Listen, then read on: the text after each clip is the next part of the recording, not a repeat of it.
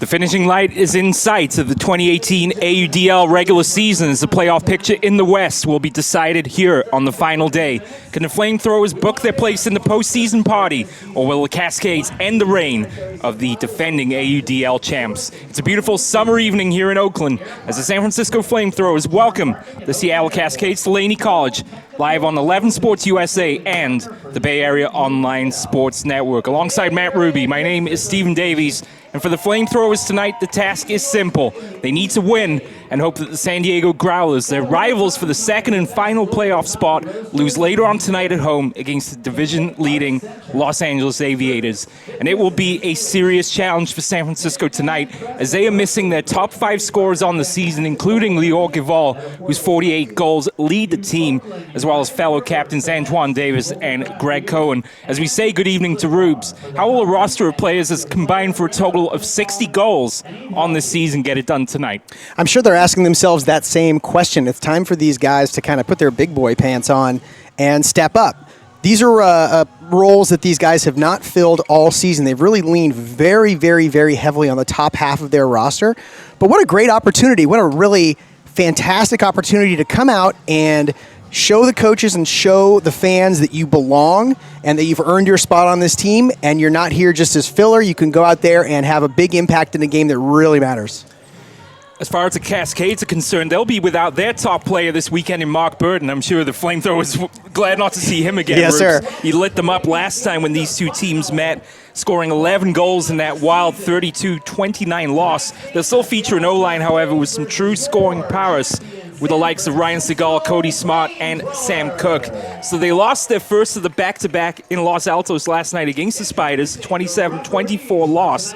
So Rubes, the opportunity to play the spoiler role surely must be their motivation tonight. It's crazy in the West because you have one team at 11-2, the Aviators, who are just head and shoulders above everybody else. But as of last night, going into that game, Seattle had a chance to secure the second playoff spot. It's just wild, the wild, wild West. But let's not overlook guys like Cody Smart. He has impressed me tremendously on his 2 trips down here to the Bay Area. When we've watched this Seattle play down here, they have really leaned very heavily on Burton and who's their other big handler that was down here? We'll come back to that. We'll come back to it, yeah. But they really, Smart has played a big role as that. He was one of those main cog handlers that were down here. So they're going to have to lean on him today. He's going to have a good game. And, spoilers, that's what these guys are playing for, like you said.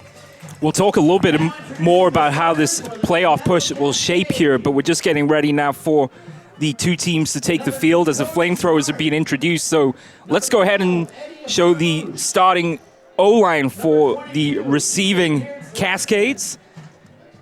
They will go from right to left on your screen, so they'll defend the northern end zone here at Laney College. Yeah, the right side of the screen is generally where the wind is going to blow. It kind of blows from right to left. There's that starting lineup. We said Cody Smart is definitely going to be the kind of the hub of everything's going to run through him offensively. I'm sure of it tonight. You also see the likes of Cook, Segal, and an unfamiliar name to some, Manuel Eckert. He'll get the start on the O-line for Coach Exton Titcomb. So I think the Titcomb family is coaching all 3 of the games that we've shown so far. There's a look at the starting lineup for the San Francisco FlameThrowers. We will pause here for our national anthem.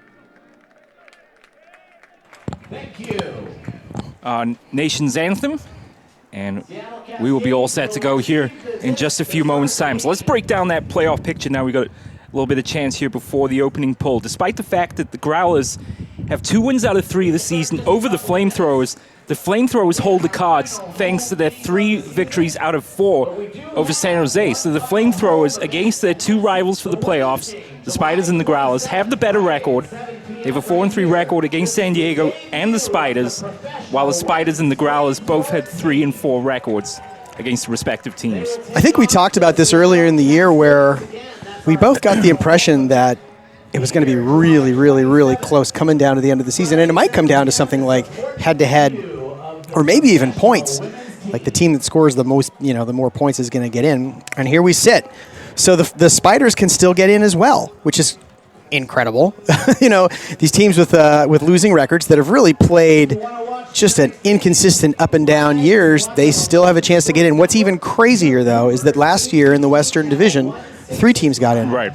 So if that was the case, we would be looking at one team with, LA with an incredible record, 11-2, and maybe even 12-2 after today.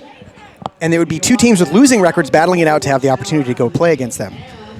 So, we expect the unexpected, I guess. And the fact that Seattle even has a record that's close to both the Spiders and the FlameThrowers at this point in the season, I find amazing because they were just off a cliff earlier. Right. They were terrible. Right. So it's wild. I think safe to say also, Rubes, that the beginning of the resurgence, perhaps, even though they did lose to the FlameThrowers when they played back in June, was that 32-29 loss that they had. So we welcome our viewers on 11 Sports USA and, of course, the Bay Area Online Sports Network. A beautiful summer evening in Oakland. These are the kind of conditions that we expect at this time of year, Rubes, and it should be an absolutely gorgeous evening. And considering the time of day, not particularly windy as it's been this season. Yeah, usually it blows very, very, very hard, but yet also weirdly inconsistently. It's not like there's a steady, stiff wind that players can sort of gauge and adjust to. It tends to really come and go. There'll be stretches over the course of the game tonight, I'm sure, where we'll look down there and it's perfectly still. And we talk about there's sort of a strata of wind here. Right. I really feel like from maybe 8 feet to the ground, there's different wind conditions, and then you go a little higher than that, and it's really super unpredictable. Seattle opted to receive, so they will get us underway here. Going from right to left on your screen with the white uniforms, the FlameThrowers in the home blacks. So we talked about how San Francisco players are going to have to really step up, and new people are going to have to rise and establish themselves as someone that their teammates can trust and they can depend upon. Same thing for Seattle. They've lost 2 of their best handlers this weekend, so we'll see who can fill in that role. And there's a stall.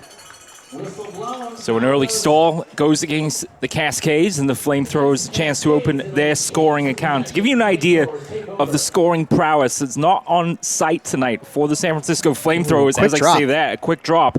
We'll come back to that in a moment. Let's see if Seattle now can capitalize on the FlameThrowers' mistake. And here is a man to keep an eye on tonight, number 2, Cody Smart. And that disc is dropped. A little sloppy to get things going. Here's Tommy Lynn with the disc. Brandon Canizato had to reach out for that one. Here's Skylar Taylor. So the man to watch here is number 45, who's Cody Kirkland. If he gets it, he has the greenest of green lights to take deep shots. You would think a key proponent Huge for the FlameThrowers tonight. And he started on D. He started on the D team, and D teams usually have a little longer leash to attempt sort of riskier downfield passes. Good look off there. That was going to get D'd. Okay, here he is with the disc. Kirkland looking downfield. Flicks that one over the top and swatted away there. It was intended for Andrew Barry. That's a really hard throw. That is directly into the teeth of the wind. The wind kind of runs from corner to corner here, and that was basically right into the teeth of it. Oh, Smart with a big one.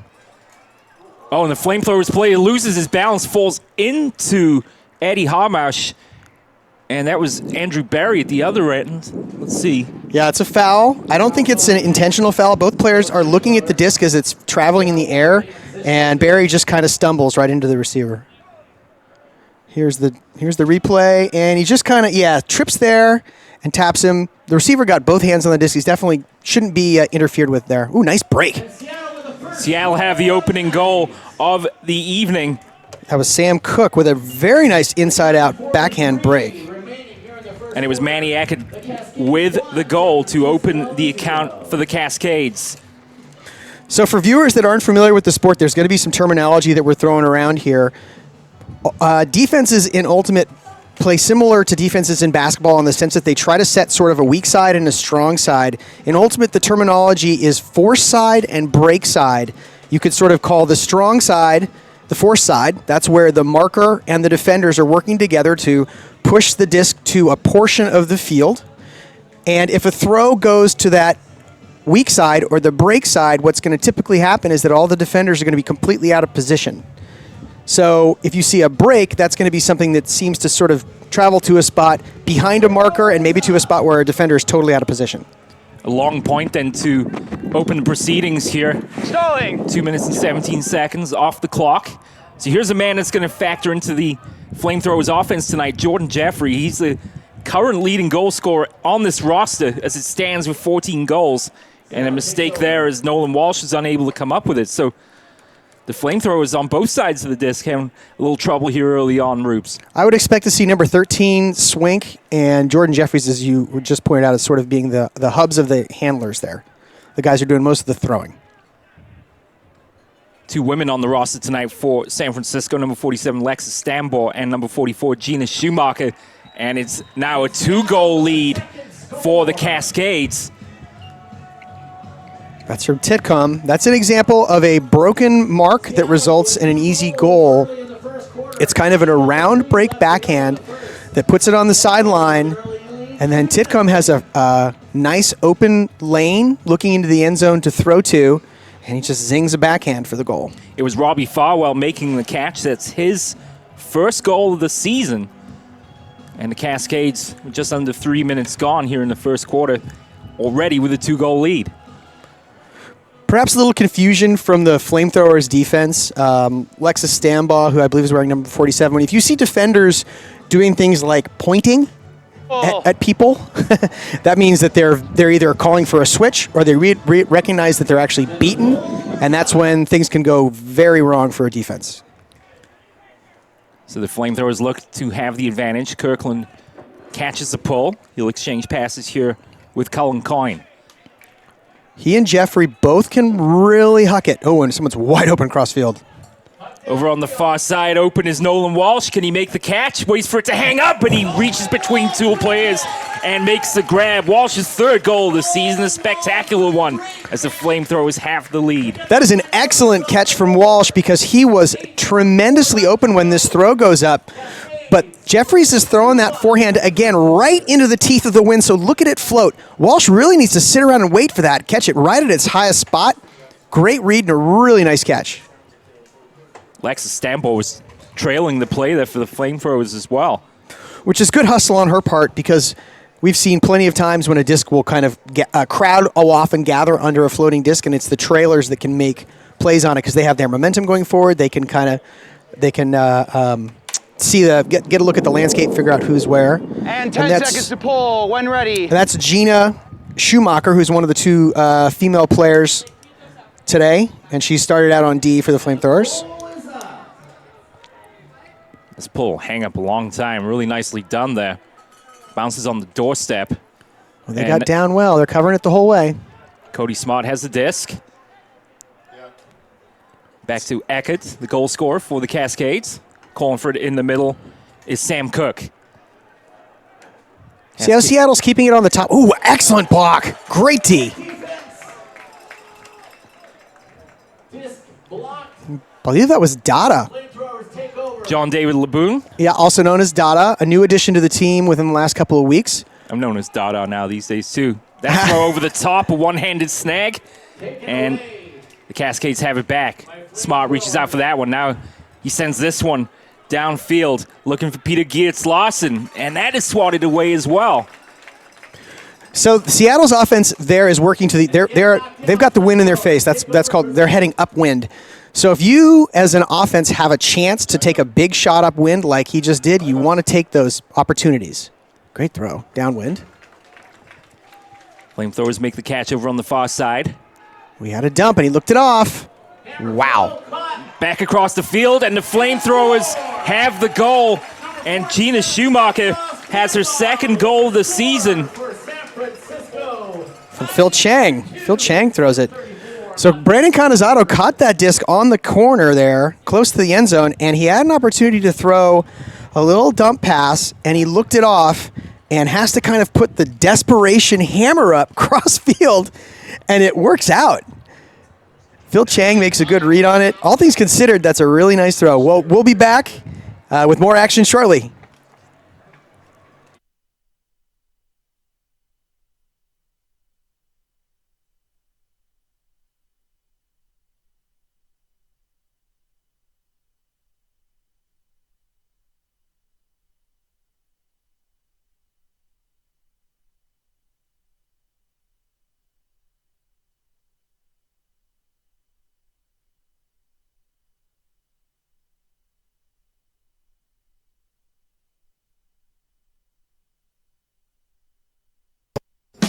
What makes our restaurants different than other taquerias is that we have a very unique service where everything's cooked right in front of you. The meats are grilled right fresh in front of you. All the ingredients are made that day, natural ingredients, fresh produce, and natural meats. We have a happy hour that runs Monday through Friday from 3 p.m. to 5 p.m. And we have all the tacos are $1, beers are $2. We are famous for burritos. We seem to make just the right balance in the burrito, the right texture, the right moisture, juiciness, the flavor, very unique. We have 3 locations. Welcome back to Laney College. The FlameThrowers with back-to-back goals have tied this up at 2 apiece. With goals from Schumacher and Walsh. And the pull is up. Little roller. He's going to try to pin him on the sideline here. That was from Cody Kirkland out of play. This is a good idea with the wind in your face because the defense can now come down and they can set up. Otherwise, on a floater, they're going to give up a lot of yardage and they may not be in position to mark the thrower. Oh, boy. Eckert gets us back underway. Somehow is able to pick out Sam Cook there in the middle. Back to Eckert. Eckert already with a goal for the Cascades so far. That was Mark Munoz. Slinging it out wide. Way open is Cook. He had a couple of steps on Barry. Can Barry get back? He collides with him. He dives. He can't make it the catch. But he collided with Sam Cook. That's contact. There we go. Contact against SF. You hear the ref making the call there. That's a foul on Barry. It's a defensive foul. Really a fantastic throw from Smart, though. Little bendy inside-out backhand to a spot where only Cook has a decent shot here, but he kind of misreads that too, actually. But Barry definitely clocked him. And the goal is scored by John Randolph, number 7 on the season. It was Eckert on the assist. Eckert throws the goal. So Eckert's having a nice start to this game so far with a goal and an assist. Definitely. And 2 kind of tough fouls on Barry. He's committed both of those fouls that resulted in very, very short areas to attack for Seattle. But so far, neither team really is showing any ability to work their offense upwind. Everything's been downwind scoring so far. So we'll see what happens here. They're going to break at some point. The wind's going to die down, and then it's going to become much less of an issue. Right now, it is quite windy. That wraparound pull delivered there from the Cascades. They'll hang up just a little bit there for the FlameThrowers. You see the difference here, though? On that pull, it floats down, and they can actually kind of get into their offense. Ooh, nice inside-out break. High stall count there on Stanborn, and that one just a little bit too strong, despite Nolan Walsh having split 2 defenders. Really nice throw from Stanbaugh to get that going to Jeffrey, but he's got all his momentum working forward, and he's got the wind at his back. So those 2 things combined for a throw that really zips past the intended receiver. Here's Dennis Cassio, wearing number 5, low throw. Oh, that's up. It was nicely scooped there by Robbie Farwell. Who's lefty. Oh, nice D. Walsh is there to make the play. So that huck comes up from a left-handed thrower, and both defenses are trying to keep them on the respective offenses on the sideline that's going to be closest to the bottom of your screen. For right-handed throwers, that's a forehand. For left-handed throwers, that's a backhand. That's much easier to drive a backhand upwind than it is to drive a forehand upwind. Stambour's open deep. She had a step on her defender. She's around Derek Murad. Stambour's underneath it, and it just slides through her hands. Unfortunate there. That was tailing away from her. Man, that was really a great throw, though. That was a fantastic throw. It was completely cross-field and right to a spot where her defender has no shot of making a play on it. Great throw there by Dennis Cassio to Shane Worthington. And just like that, the Cascades make a mistake at the other end. That's just a poorly executed throw. You see, as soon as it comes off, the disc starts to almost work its way, so it's angling almost 90 degrees to the ground. That's the wind at work there. You need to throw it super hard and super flat. If you get an edge up, the wind's just going to take it away. Nick Mahan unable to come up with that one. Ooh, this is risky. Jordan Jeffrey throws that away. It was intended for Walsh. That just hung up way out of his reach.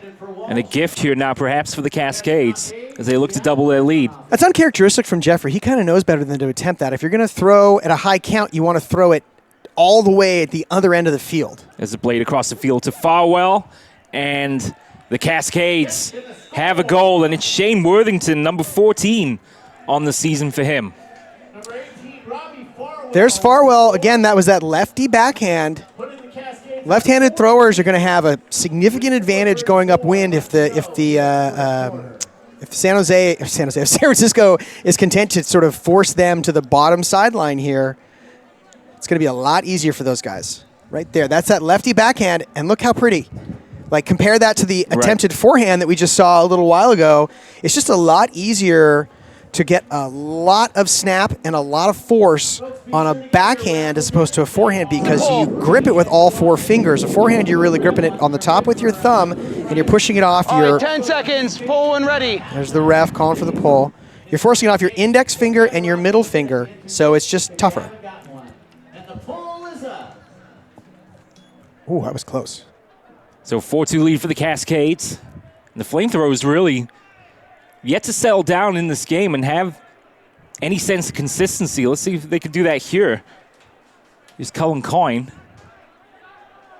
Boy, Kirkland wanted it. Excellent defense from the Seattle defenders on the dumps. They're not letting off any kind of short, easy passes. They're really pressuring those dumps. Swing has it. Coyne to his right. And the handle is just exchanging it back and forth at the moment. Trying to keep it on the upwind side. Oh, nice throw from Kirkland, though, but a drop. Joshua Yacht unable to come up with it there. And Worthington has it on the far side. Now back to Derek Murad. Here's Harmausch. Oh, good D from Barry there. He forces his man upfield, and it's a much tougher throw with the wind at your back to throw a touch pass to a really small spot. Great running one-handed catch hit by Andrew Barry, and that's through the hands of Tommy Lynn. So the mistakes continue to pile up here for the FlameThrowers in this first quarter of play. It's really flown by. 3:20 left. Nowhere near as many goals scored as the last time these two teams met. Worthington along the sideline. Now for Brian Stone. You name we haven't called for the Cascades this season. Stone with the throw, Murad with the catch and the goal. We have now 5 different scores for the Cascades in this opening period, and it is their biggest lead of the game so far. We'll take a break here on 11 Sports USA and the Bay Area Online Sports Network.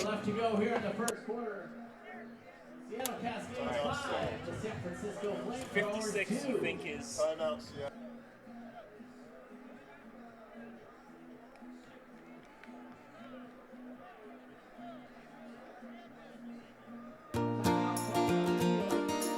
Our smiles can light up a room. Our work can light up an entire city. We're the men and women of the IBEW, working with a code of excellence that guarantees the job will be done right, on time, and safely. We're lighting the path to the future. Let us show you just how bright that path is.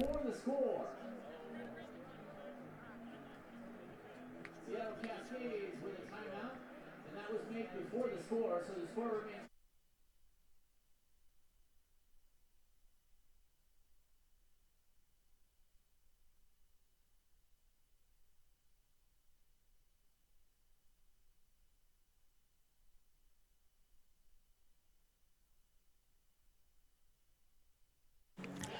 So a timeout, Rubes, was called right before the goal was scored, and that's not the first time in the season that we've seen this here at Laney College. Yeah, so the score you're seeing, there we go, just got updated to 4-2. A little puzzling, but we've seen that a lot, as I've actually done that as a coach several times. Sneaky. And my team comes over and yells at me, which is fair.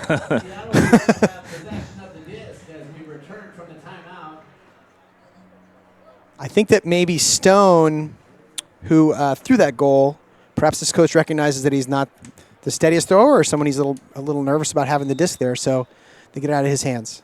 Manny Eckert has the disc for Seattle. Nice around break forehand. Ooh, FlameThrowers do a good job of containing that once the break goes. Oh, great D. Nicely done, laying out to reel that one in. That's LeBoon. Excellent block from LeBoon. Wow, they really dodged one there. See if they can cash this in. An upward goal would be monstrous right now for the FlameThrowers. Boone's had a couple of fine defensive plays here for the FlameThrowers early on. Oh, great throw. Losing the hat, open downfield to Skylar Taylor, and Taylor reels it in for goal number 8 on the season. And the FlameThrowers trim the advantage of the Cascades. What a swing. Wow. What a huge stroke of luck for the FlameThrowers that timeout gets called. That's Kirkland on the throw. Like I said, greenest of green lights. This is a giant inside-out forehand that Kirkland puts up. And there's a great block from LeBoon. Excellent D. And then Kirkland puts it up to Skylar Taylor. When I was talking to Coach Greenow, he said that Taylor is one of these guys that is really raw but tremendously gifted athletically. So from Kirkland's perspective, it's a good guy to be putting it up deep to. So you got to start wondering from the we haven't seen Seattle too much this year, so we don't have the greatest idea of sort of their offensive rotations. But we've been watching the FlameThrowers all season, and I really find myself wondering if these guys are used to, first of all, playing together. They're definitely accustomed to leaning on the people who are not here to really move the disc offensively and to really shoulder the handling load. Ooh, big flick. This is going to hang up a long time, giving the opportunity for the catch, and it does head out of bounds. And despite the best efforts of Sam Cook to keep it in play. Now it's where the disc went out of bounds, which is up further. It's at the 40, and there goes the bomb. Kirkland downfield, looking for Phil Chang, and a nice play. There, a collision between the two players. Chang wants a call. He doesn't get it this time. So where the disc goes out of bounds is where it's actually played, as opposed to where an offensive player leaves the field of play. So this is Chang here. Let's see if he gets whacked here. Oh, I think the Seattle defender actually got it first and then kind of caught him on the downswing. Oh, there's Dada again. He is having himself quite the game here for the FlameThrowers, is LeBoon. He saw that coming a mile away. That's really an ill-advised pass because the defender sees it. Like I said, he was preparing to make that play the whole time he's defending that guy running downfield. Lynn with the stall count rising, gets rid of it. Kirkland has it, surveys the field. Kirkland threads it and just shy of the goal line.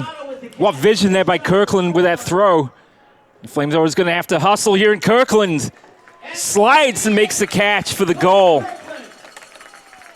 LeBoon with the assist.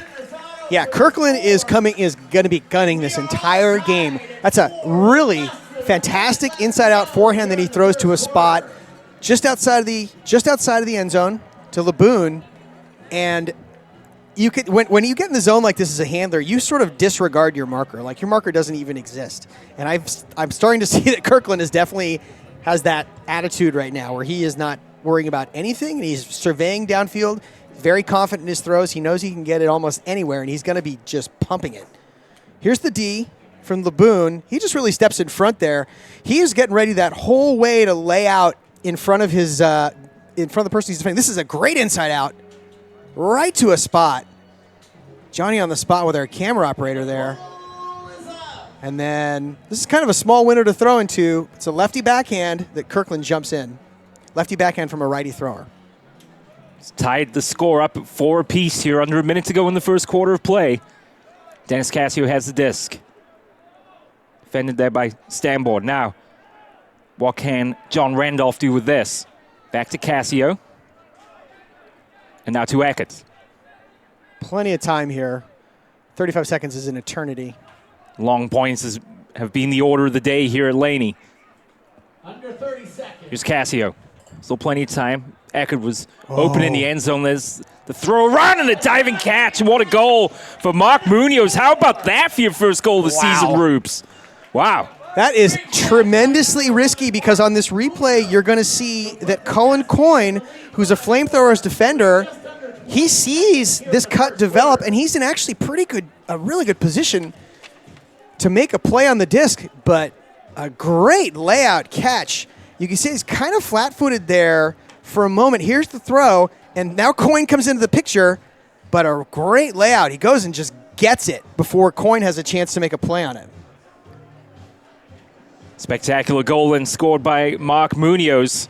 As we mentioned, his first on the season. I tried to have a chance to give the stat earlier, but I'll do it now. The 8 players not here today for the FlameThrowers: Lior Gavol, Marcelo Sanchez, Antoine Davis, Elliot Chartok, Eli Kearns, Byron Liu, Greg Cohen, Jacob Greenberg. And you can count Vincenzo Vitiello and Devin Williams as well. Those players have accounted for 213 goals and 222 assists. Good God. And 82 Ds. That's amazing.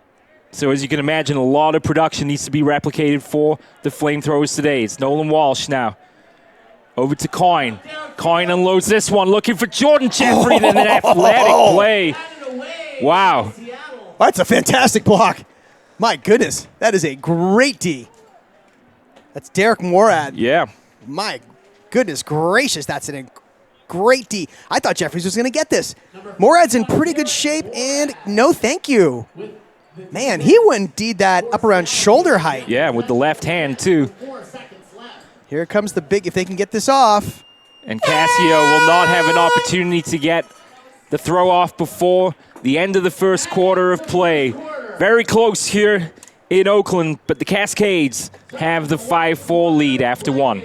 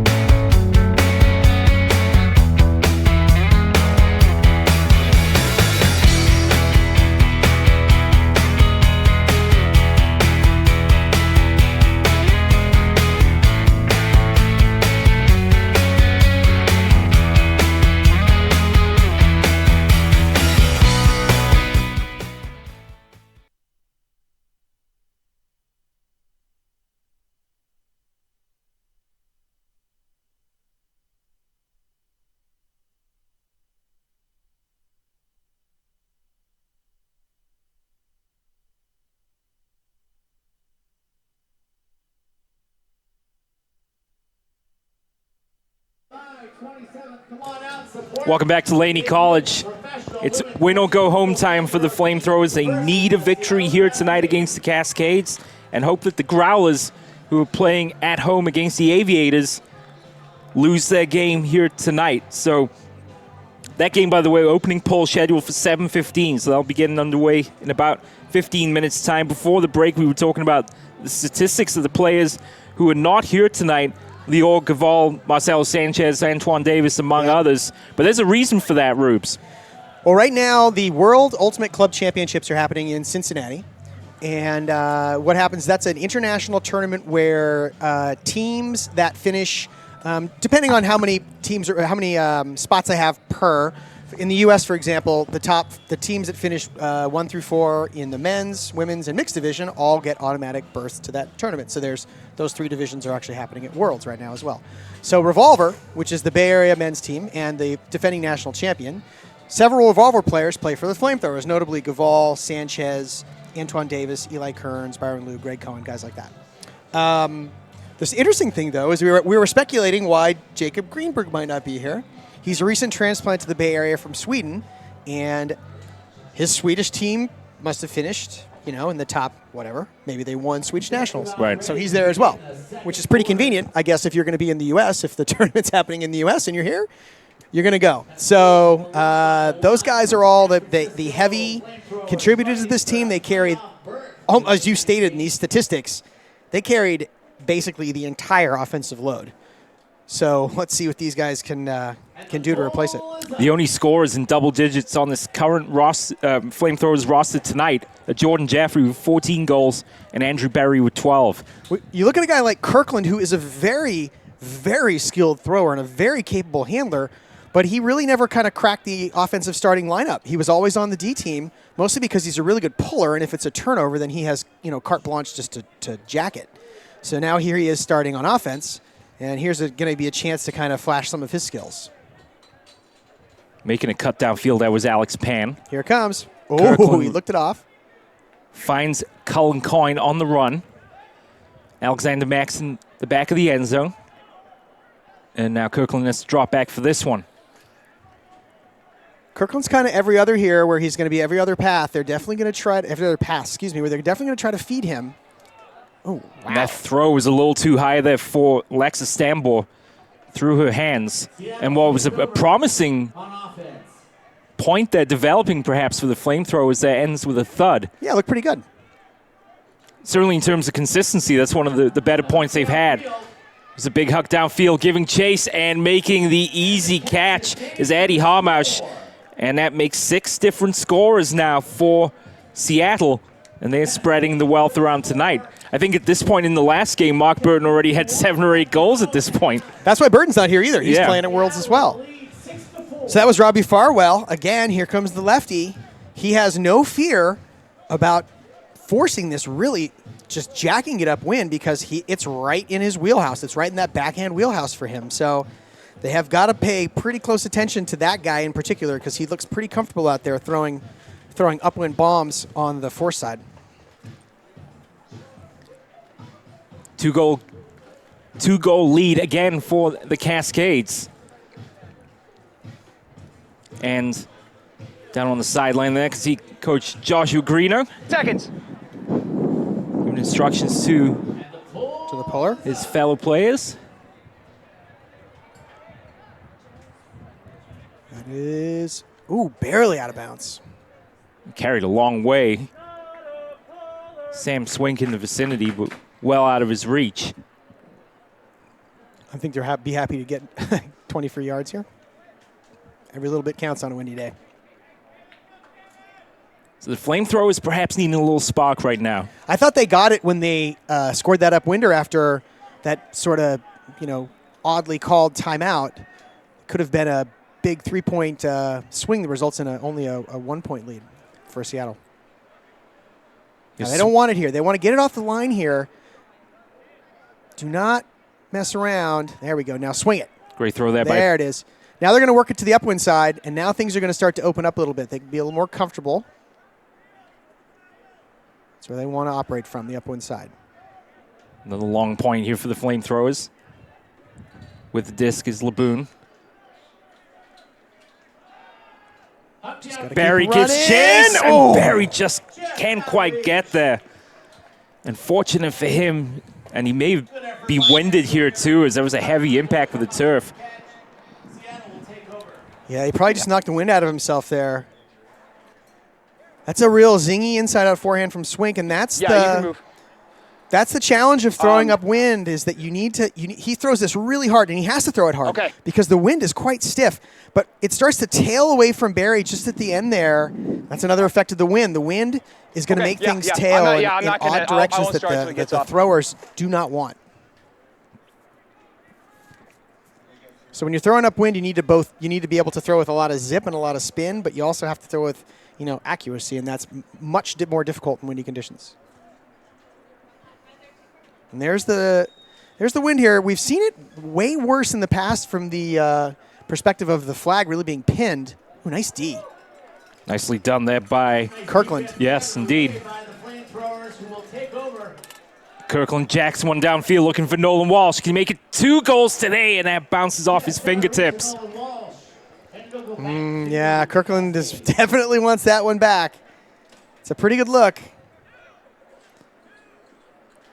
Running catch made by Farwell.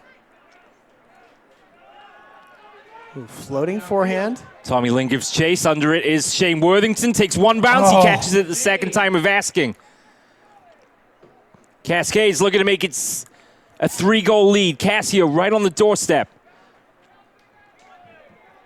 Back to Murad. Want to get it off that sideline. There we are. There's that wide open swing. And now things are going to open up. There they go. Mahan with the throw. Worthington with the catch. That's the second goal of the day and our first double scorer of the day as the Cascades reestablish the 3-goal lead. I'm giving Seattle a lot of credit here. It's a simple strategy, but you will not see teams always execute it, and that is do not hold the disc on the downwind side when you're being trapped on the downwind side. The reason why this disc is to that spot with an unmarked thrower is because there was a broken mark forehand that worked it kind of to a short spot in the middle of the field, and then Titcomb turns around, and he does not mess around with thinking about moving the disc back to the downwind side. He immediately throws it to the upwind side, and he's got a wide open receiver in man because his defender is now on the wrong side, and it's easy. It's so easy if you start to really concentrate on keeping the disc on the upwind side. Excellent. Titcomb managing the team today. Rory and Sheena not here today. So. What Seattle does is a good, by the way, just as an aside, what they're doing well defensively is they're making the throws to the upwind side, a little tougher. So they're not going to just abandon their guy. They're going to play pretty tight on him. Like they're playing good dump defense right there, really harassing the dumps. Alexander Max has it. Flamethrowers still looking for their first goal of this second quarter of play. Oof, lucky. Very lucky there. Nice layout catch to keep this one going. Another nice running catch made by Canonizato. Here on the sideline. Now to Jordan Jeffrey. Now what they don't want to do here is fall into the trap of swinging it to the trap side. Just keep it here. Keep it on this half. Reach and grab there by Alexander Max. Max with the disc once again. Here's Sam Swink. Looking pretty patient. Alex Pan. Swink again. And a goal for the Flamethrowers. Nice little lefty high release backhand from Sam Swink, who is right-handed. It was Alexander Max with the goal, his second of the season. We will go to break here on 11 Sports USA and the Bay Area Online Sports Network. One of our successes has always been able to find the B personalities, and the B personality just stands for Butler, which means fitting into our organization.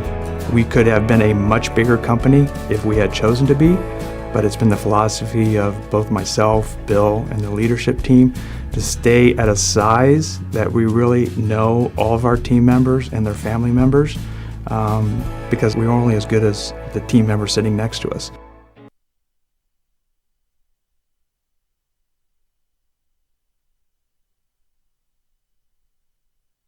Two-goal lead then for the Cascades. But the Flamethrowers with their first goal of the second quarter, courtesy of Alexander Max. And that was more like it from the Flamethrowers. Perhaps not as direct as they usually would be with their starting lineup, but patient build-up play there led to a good goal. Patient, and they kept it off the trap side. Now, in that case, the trap side was the sideline that's sort of near the top of the screen. So even though that's the upwind side, and you usually want to be up there, if a team is trapping you, you still want to stay away from that trap side, because what will happen is between the marker and the defender, the lanes that you have to throw in just get tighter and tighter and tighter, and if you keep it away from the trap side, the throwing lanes are just much bigger. Eckert finds a wide open Peter Geertz Lawson here. He's wearing 22 for the Cascades. He has to punt, and it's going to work. And a leaping one-handed catch made there by Eckert, and a goal for Cody Smart, his first of the day and his 23rd overall. And the Cascades continue to dish now with 7 different scorers. Kirkland just got badly burnt there. I think what both teams are doing now is Kirkland is completely out of the picture here because there he is, he enters number 45, because he was either sort of sneaking into the middle of the field or paying attention to something other than his man. So what I just noticed San Francisco doing there is the marker is going to take away the dump. The dump is the throw that's either going to be straight back or straight across. That's really more to reset the stall count. You're not necessarily trying to get it in an attacking position. So Grande, who was marking, is really flat on his man, which means he's almost like parallel, like his body is parallel with the sideline. The problem is that opens up everything downfield because you're not pressuring the thrower on any of his upfield throws. So as a defense, you have to be on the same page where you recognize that that's going to open up some stuff upfield. Seattle was also running a no-dump D earlier, and they seem to be a little bit more coordinated on it from the upfield defender's perspective. Cannon Zato is way open downfield on the downwind side. He's now moved back to the center next to Jeffrey. He'll get the disc now. So Cannon Zato has Stambo open in the end zone. Now Max. They exchange passes. They do a nice job working this to the upwind side, and Jordan Jeffrey with the goal, number 15 on the season. And that's back-to-back convincing offensive possessions for the FlameThrowers. It's simpler, right? It's pretty simple. They're not getting sucked into holding the disc on the top half of the field because the top half of the field is where the defense wants them to be. They're holding it on the bottom half of the field. Makes everything a lot easier because the field is tremendously wide. So if you can, create as much space to cut into and to throw into as possible, the best way to do that is to have the disc on one side, on one edge. And this is pretty straightforward. This is just a series of passes to wide open people. So maybe Seattle's start to show a little bit of fatigue. They did play last night, and they don't have it looks to me like they have, let's say, 7 people on the field. I count 1, 2, I think they have 19 total. Maybe 19, yeah. So they're a player short from that full roster of 20, and they played a pretty tough game last night. And the only team we have ever seen win the second half of a back-to-back was the Aviators. I've never seen a team win the second half of a back-to-back up here. The division-leading Aviators at that. Yeah, they're really, really good. So fatigue is going to start to kick in for Seattle here. Maybe we're watching it now. Let's see what kind of defensive pressure they can put on the next possession. So Ackett here being vigorously defended by Canonizato. See how Canonizato kind of was all the way around and really taking away the throw to the middle of the field? That's that no-dump defense, no-dump mark. They're not going to run it here. They're only going to run that no-dump mark when the disc is close to the sideline, close to the trap sideline. Ooh, wow. This is a lovely throw. Will it stay up long enough to make a play? A one-handed catch, a tiptoe, and a goal is given. And it's Ryan Seagal with a pirouette there to make the catch. I believe that is Casio that threw that. That's a giant outside-in bending backhand, big crossfield bending backhand. Yep, he's going to really get that edge up, and the wind is now going to blow it down. Look at how fast it starts to drop. Really nice play. Great placement. Excellent placement. How about his awareness there where his feet were, too? Definitely. Good awareness from Seagal to keep his feet down. Normally, that's a very risky throw because you're throwing it not only very far downfield, you're literally throwing it over the entire defense. It's traveling over all of their heads. But with the wind at your back, it does make it a little bit, a little less difficult and a little more forgiving. And the pull is up. 9 different scores now on the night for the Cascades as we approach the midpoint of the second quarter of play. Sam Swink with the disc, and now to Alexander Max. Now let's see if they're going to get it off the sideline here. That is the trap side where they currently have the disc. They were doing a really good job of not keeping it up there. But Seattle's clamping down. Spinning catch there by Alex Pan. Kirkland wants it, and he'll get it. Now, does he have time to work his magic? Back to Swing. Kirkland continues his run. Now over to Walsh. Oh, Jeffrey cut him off. He was open. Swink. Oh, have to dump this high quick. Count. There you go. Back to Kirkland, and Swink reaches up with one hand and makes the catch for the goal. Number 5 on the season for Sam Swink. Hold on, I think there was a conversation about something. The players are talking about something down there, and I think they're trying to figure something out. That's an overturn. That's an integrity call. A pick was called. Pick was called. Okay, so there was a pick called. So I think Swink's man, or Kirkland's, the way Kirkland got open to get the disc, I think, is his man was picked. So there's an integrity rule in the AUDL. Was this throw? They're trying to get it sorted out. The refs are getting sorted out what's happening here. Okay, so they're... Okay. Stahl's coming in on 3. So the result is that the Flamethrowers still have possession, but they lose yardage. But it's good on Kirkland to make that call because the refs didn't see it. Oh, boy! And making the diving catch and the goal. Oh, my gosh. Sam Swink walks off the field with both hands on his head because he can't believe it. He was throwing that to Jordan Jeffrey. Yeah. And how about the reaction time here from Alexander Max to get on the deck? Oh, my gosh. And make this catch. He had a pretty good look at it because he's the next man in the stack up from Jeffrey. But, wow, lucky. Very, very lucky. Sometimes it's better to be lucky than good, certainly in that case. That could have been disastrous.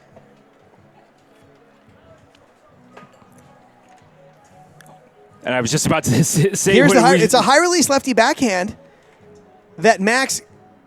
Thankfully, his defender had his back to it. Otherwise, he's not going to make a play on it. Wow.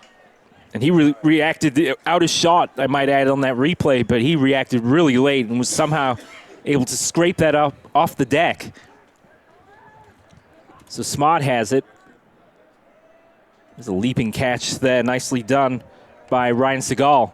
Big fake, too. Nice fake to get his man in the air. Oh, there's the D. And a D made there by Skylar Taylor, and he's off on his horse already. Barry with the throw. And Taylor losing the hat, but catching the disc for the goal. And that's his second of the game.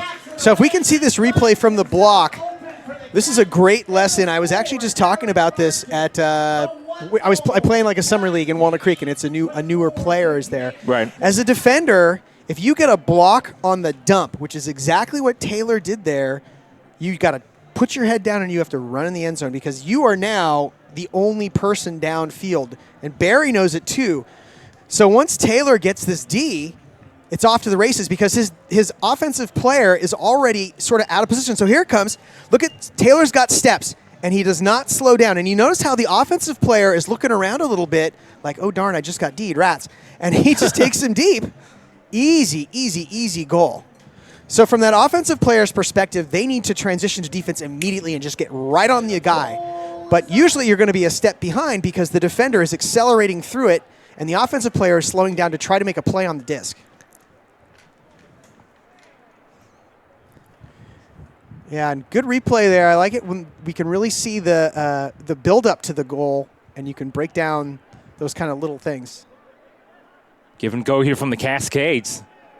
They've worked this to the near side of the field. Now it's Cook. He's swinging it out to the upwind side. Eckert once in the middle. Cook to his right. Cutting back on the disc there was Cook, and did that hit the turf first? It did, yeah. Yeah, I thought so. Canizzato just got a fingertip in there and adjust the path of the disc enough to make it a difficult catch. Ooh, nice break from Shane Robot. Worthington there making Here's a mistake. Canizzato. Let's see if he just sticks his finger in there. Barely.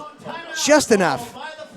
But enough of a deflection that Worthington was unable to come up with it. So a timeout is called by the Flamethrowers with 4:09 to go. We'll take a break here on 11 Sports USA and the Bay Area Online Sports Network.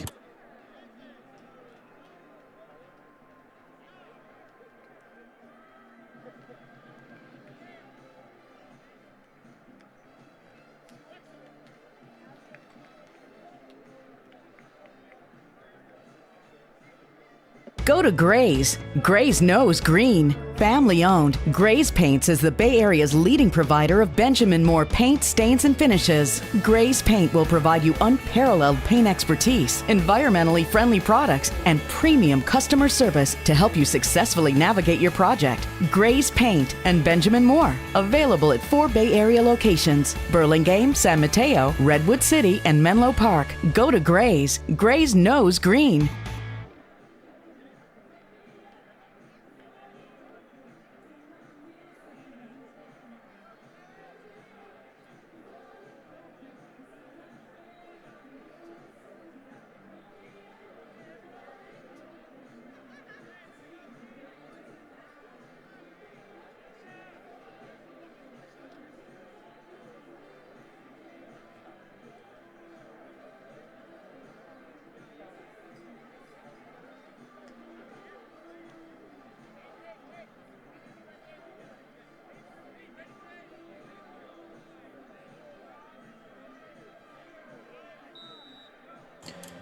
Welcome back to Laney College.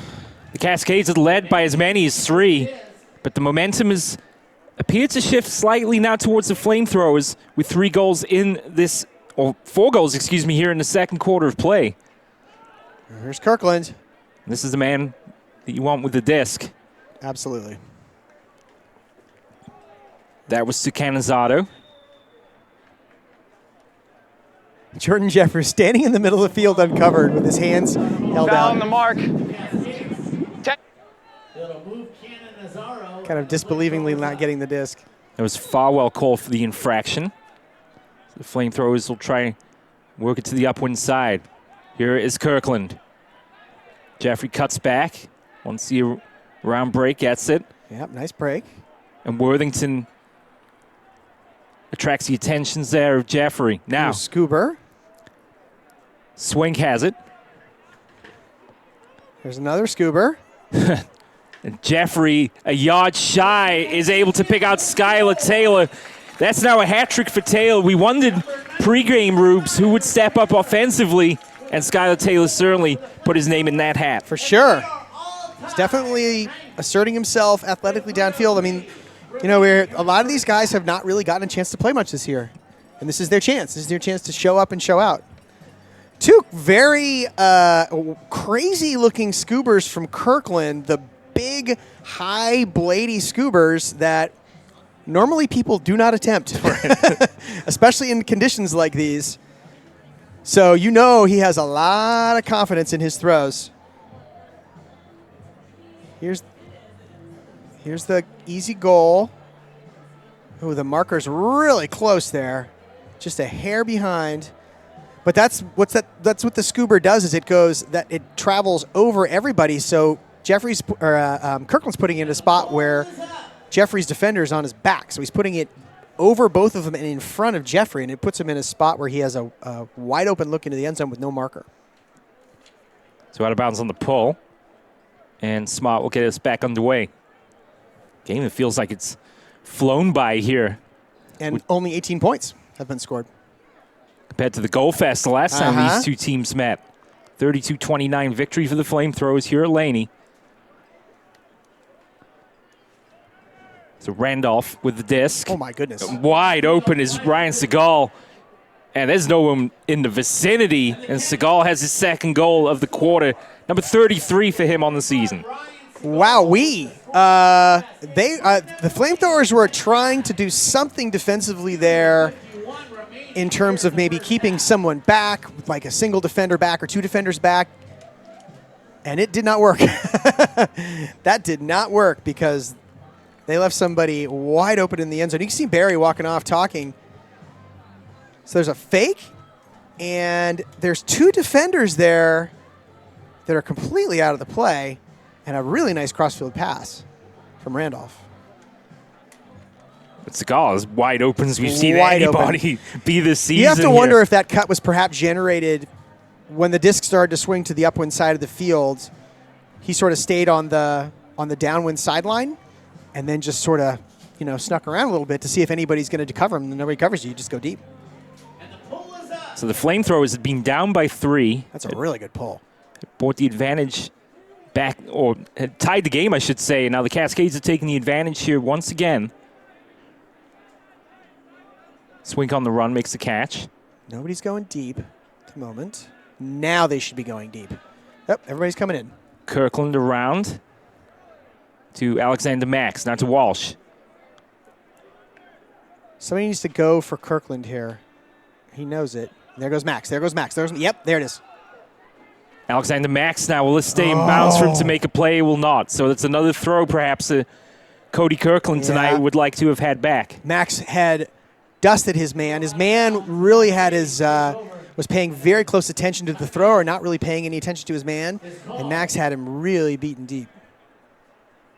And he comes off injured, adding insult to injury literally here. Yeah, they're going to get him checked out. Well spotted there, Rubes. He heads over to the trainer's table. Also down there is Phil Chang as well. So we saw Barry take a knock earlier on in the game. He appears to be okay since. But Max looks to be in some distress there. It's probably either a cramp or was digging on. She was digging on the trainer was digging on his calf there. She usually. Oh wow! Called before the throw. Timeout called before the throw. Whew, fortuitous. That's the second time today now. That is a fantastic D from Kirkland. He is the marker, and he comes out to do that. Wow. Timeout called by the Cascades. It's been a wonderful season here at home at Laney College, and we couldn't do it without the help of our wonderful sponsors.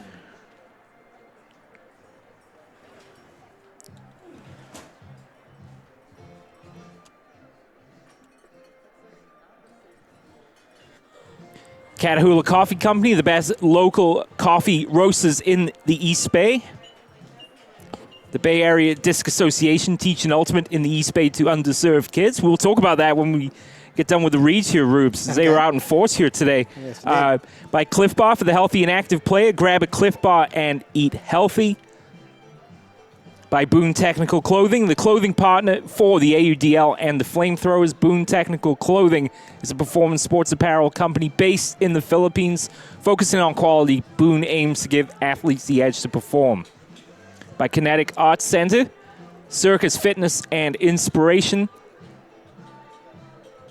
Minuteman Press of Berkeley, a great community partner and fantastic local printing. Waxy Sanitary Supply, the most trusted source in cleanliness business. Waxy Sanitary Supply.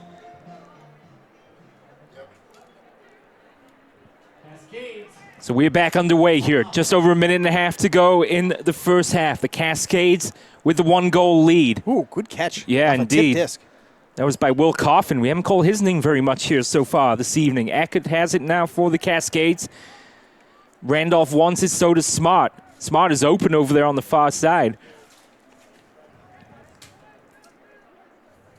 Nice that catch. one was scooped up off the turf by Geertz Larson. Randolph now to Smart. Randolph continues his run. It's thrown a little behind him, but he makes the adjustment. There you go. Work it to the upwind side again. Work it to the break side. Now Smart. And that is a really well-worked point for the Cascades, and the first goal of the day for Peter Geertz Larson. And the Cascades have a 2-goal lead once again. Yep, just work it to the upwind side, and good things happen. Work it to the break side. So you were talking about Bay Area Disc Association. There were probably 60 kids out here? Yeah, almost, at least that many. So they had a Bay Area-wide kind of all-star scrimmage for the under 17, I believe, and the under 20 teams. Yep. Yeah.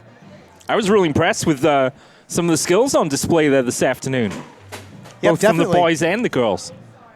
And they're smart with the goal. I think he was a juniors player up in Seattle. Seattle, the Bay Area, and Seattle and others have extremely robust youth ultimate programs. Berkeley High alone, I think, has 5 teams or something like that. So, you know, I always rave about ultimate being like a fantastic youth sport. One other thing Bay Area Disc Association does, in addition to providing opportunities for underserved youth, is they run clinics and they run camps and they run leagues. So if any of our listeners have any interest in the Bay Area to get their kids out, I cannot recommend it highly enough. And if you're listening in other parts of the country, there's plenty of other organizations do the same thing to introduce the sport to kids of all ages. Find them on the internet. Kirkland draws the double team now. As the FlameThrowers look to get this back underway. Oh, he had nothing. He was really kind of left out to dry there. Usually someone's going to set up as a dump so he can get off an easy scuba or something like that, but he was completely abandoned. And this is what the FlameThrowers didn't want to have happen here at the end of the first period. The Cascades, the ability to dictate here. We've seen that they can chew up time here. Just whip the disc back and forth. Exactly what they're doing now. That's a great throw from Dennis Casio on the run is Munoz. And Munoz with his second goal of the day. Not quite as spectacular as the last one. Still an outstanding goal. No, that is a spectacular throw, because if we can get a replay of that, I want you to look at how many people Dennis Casio throws that disc over. That's a backhand that he throws over his marker. There's another defender in the lane. And then he has to get it around Munoz's defender. That's a really great, sort of like this hybrid high-release bendy backhand, like this bladey backhand that goes over the top of everybody. He's going to get it on the run. And there's the cutter. And look at that. He bends that around a defender who was standing on the sideline and almost got a shot at it, and then around Swink as well. That's a spectacular throw. How about the precision there as well? Yeah, and they're to a really small window.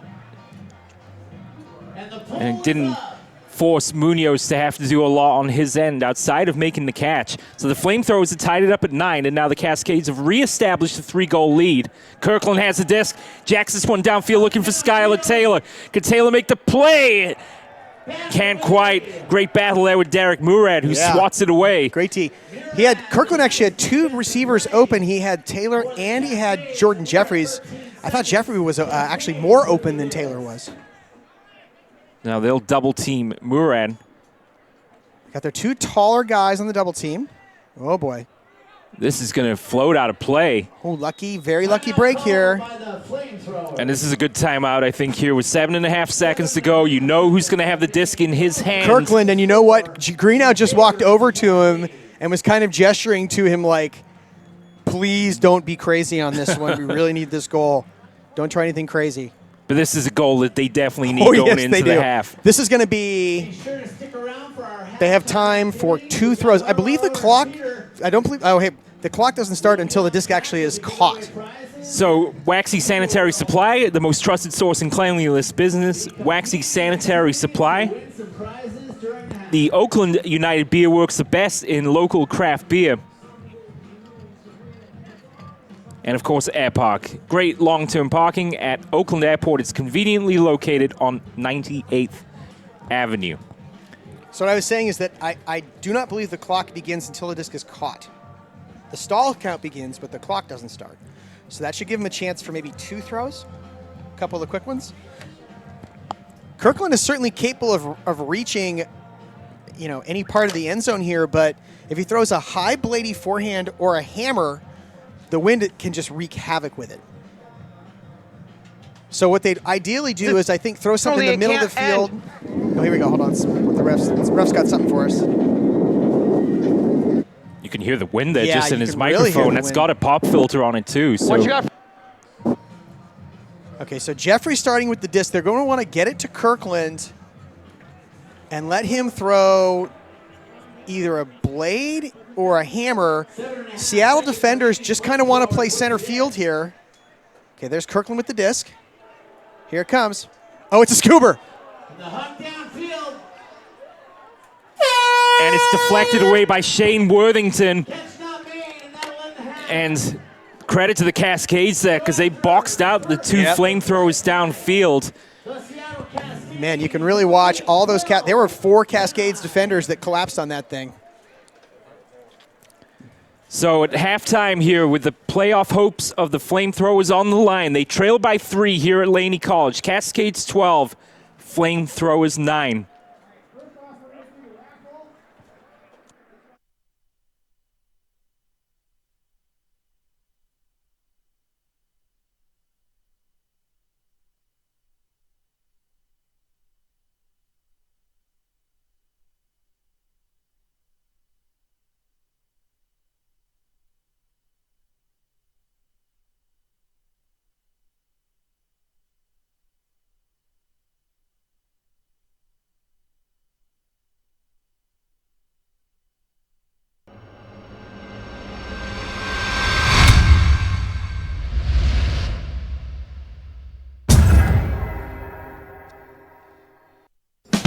What makes our restaurants different than other taquerias is that we have a very unique service where everything's cooked right in front of you. The meats are grilled right fresh in front of you. All the ingredients are made that day, natural ingredients, fresh produce, and natural meats. We have a happy hour that runs Monday through Friday from 3 p.m. to 5 p.m. And we have all the tacos are $1, beers are $2. We are famous for burritos. We seem to make just the right balance in the burrito, the right texture, the right moisture, juiciness, the flavor, very unique. We have 3 locations. We're a family operation, so we don't have a lot of locations, but we just have the 3 and run them hands-on, and to maintain all the quality, the service, and make sure everything is done right. My name is Guerrero Espinosa, and I'm one of the co-owners of Pancho Villa Taqueria, one in San Francisco on 16th Street, one in San Mateo, and in B Street. Our smiles can light up a room. Our work can light up an entire city. We're the men and women of the IBEW, working with a code of excellence that guarantees the job will be done right, on time, and safely. We're lighting the path to the future. Let us show you just how bright that path is.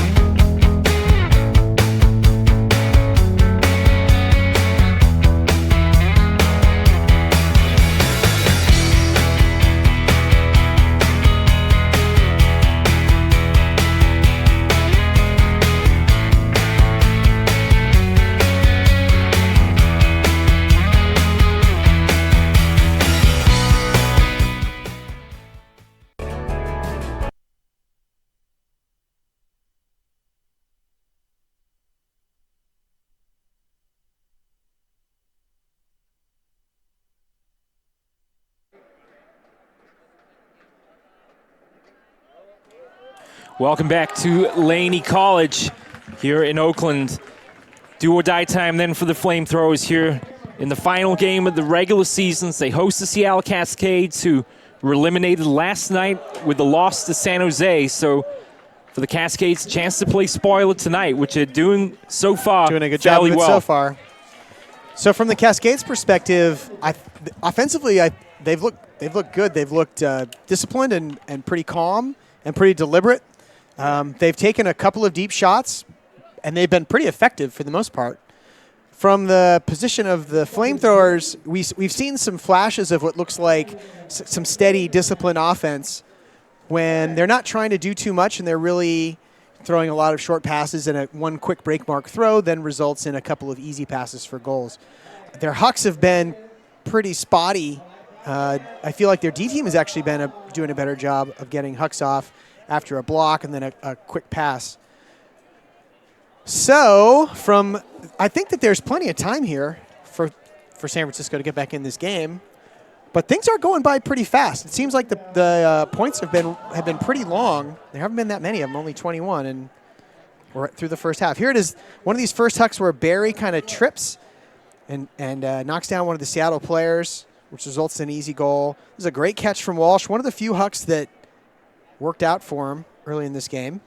And Barry again with a foul, inadvertent foul there, results in an easy goal. Nice block from Walsh. Pretty backhand right into the wind, lefty backhand right into the wind for the goal for Farwell, who's having a great first half. And then a great D from Dada, who's made a big impact, I think, in this game. New addition. Especially in the first quarter. Yeah, he's been really good. And then here he's again getting a block. That was in the course of about 3 minutes. And then here he is catching a pass right on the goal line, which results in a lefty high release pass here at a high count to Kirkland, who's actually having a pretty good He's having a pretty good first half himself, but I wonder how many. I think he's committed a bunch of turnovers. So this is a great throw with an even better catch from Munoz with a defender looming. And then a fantastic block. Seattle, these highlights really are kind of telling the story, but I think Seattle's made more spectacular plays. San Francisco's made sort of more traditional bang-bang plays, and a couple of sort of blown defenses there. We're going to see another one coming up where Segal is wide open. There's another. He's wide open here. This is a really nice cross-field backhand. That was a great play. Great really awareness there by Segal. Beautiful throw and way to keep his feet down. And then here's Swink with like this, super crazy high release backhand to someone who was uncovered. And here's that one of those times when one of their hucks work out, where Skylar Taylor just D's his man and puts his head down and goes deep and is tremendously open for the easy goal from Barry. And we didn't see the Munoz goal. He dove and laid out and made the catch with the left hand. But the Cascades have the lead here at halftime in the final game of the regular season here at Laney College. Our sponsors, Catahoula Coffee Company, the best local coffee roasters in the East Bay. By the Bay Area Disc Association. Rubes gave him the big shout out earlier on in the broadcast. Teaching Ultimate in the East Bay to underserved kids.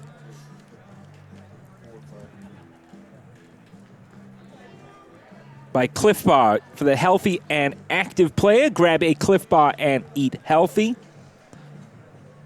By Boone Technical Clothing, the clothing partner for the AUDL and the FlameThrowers. Boone Technical Clothing is a performance sports apparel company based in the Philippines. Focusing on quality, Boone aims to give athletes the edge to perform. By Kinetic Arts Center, Circus Fitness and Inspiration. By Minuteman Press of Berkeley, a great community partner and fantastic local printing. By Waxy Sanitary Supply, the most trusted source in cleanliness business. See, I can't even say it right, and it's the final day of the season. Waxy Sanitary Supply. By the Oakland United Beer Works, the best in local craft beer. And, of course, Air Park. Great long-term parking at Oakland Airport, conveniently located on 98th Avenue. So for the downfield players, Rubes, in this game for the FlameThrowers, who else can you see stepping up apart from Taylor? We'll talk about that when we come back.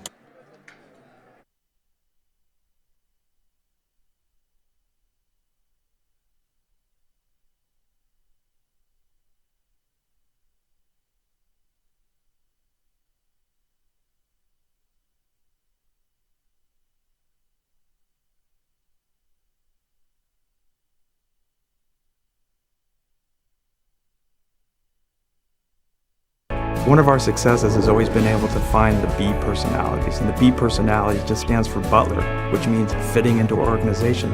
We could have been a much bigger company if we had chosen to be, but it's been the philosophy of both myself, Bill, and the leadership team to stay at a size that we really know all of our team members and their family members, because we're only as good as the team member sitting next to us.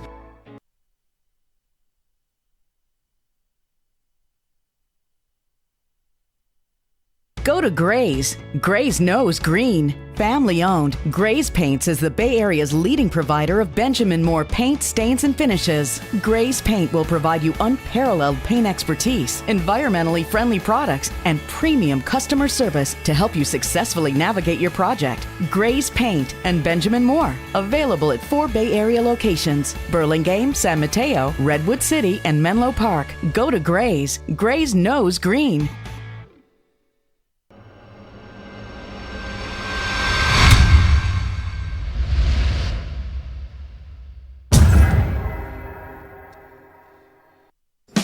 What makes our restaurants different, the other taquerias, we have a very unique service where everything's cooked right in front of you. The meats are grilled right fresh in front of you. All the ingredients are made that day, natural ingredients, fresh produce, and natural meats. We have a happy hour that runs Monday through Friday from 3 p.m. to 5 p.m. And we have all the tacos are $1, beers are $2. We are famous for burritos. We seem to make just the right balance in the burrito, the right texture, the right moisture, juiciness, a flavor, very unique. We have 3 locations. We're a family operation, so we don't have a lot of locations, but we just have the 3 and run them hands-on, and to maintain all the quality, the service, and make sure everything is done right. My name is Guerrero Espinosa, and I'm one of the co-owners of Pancho Villa Taqueria, one in San Francisco on 16th Street, one in San Mateo and in B Street. Our smiles can light up a room. Our work can light up an entire city.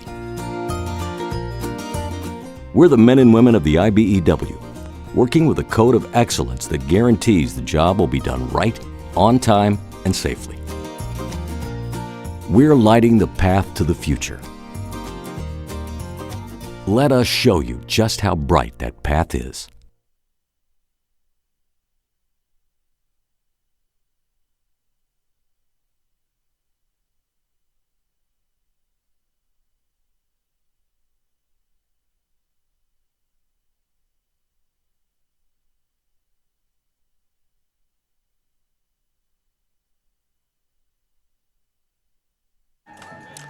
"24 minutes then between what potentially could be a playoff berth for the San Francisco FlameThrowers or the end of their reign as defending AUDL champs. Third quarter of action about to get underway. Stephen Davies alongside Matt Ruby. And Rubes, we had a little chat here during the halftime, and you had some speculation about why things are going the way that they are for the what's occurred to me is that you look at the players that are currently on the field from the FlameThrowers. I don't know if any of these people ever play together anywhere but on this team. The guys that are gone are teammates. Gavol's gone, Sanchez is gone, Davis is gone, Kurtz is on, Lewis. Those guys are all teammates on Revolver. That's huge in terms of chemistry and trust. Offensively, you really need those things to be successful. So what we could be seeing here is a team that doesn't really get a chance to practice together very much for the FlameThrowers, and they also don't play together when they're playing with their USA Ultimate teams. And you could definitely attribute a lot of offensive mistakes to that lack of experience and lack of trust. So the FlameThrowers had tied it up at one point at 9 apiece. Now trail by 3. It's the biggest lead of the game for the Cascades. They haven't been able to go above 3. This one is uncorked downfield, looking for Will Coffin, and Coffin bobbles it and is somehow able to hold on. The goal is given, and he must have bobbled that 2 or 3 times at least. Wow, this is a nice, smart sit. Oh my gosh, this is a really beautiful throw on a broken mark.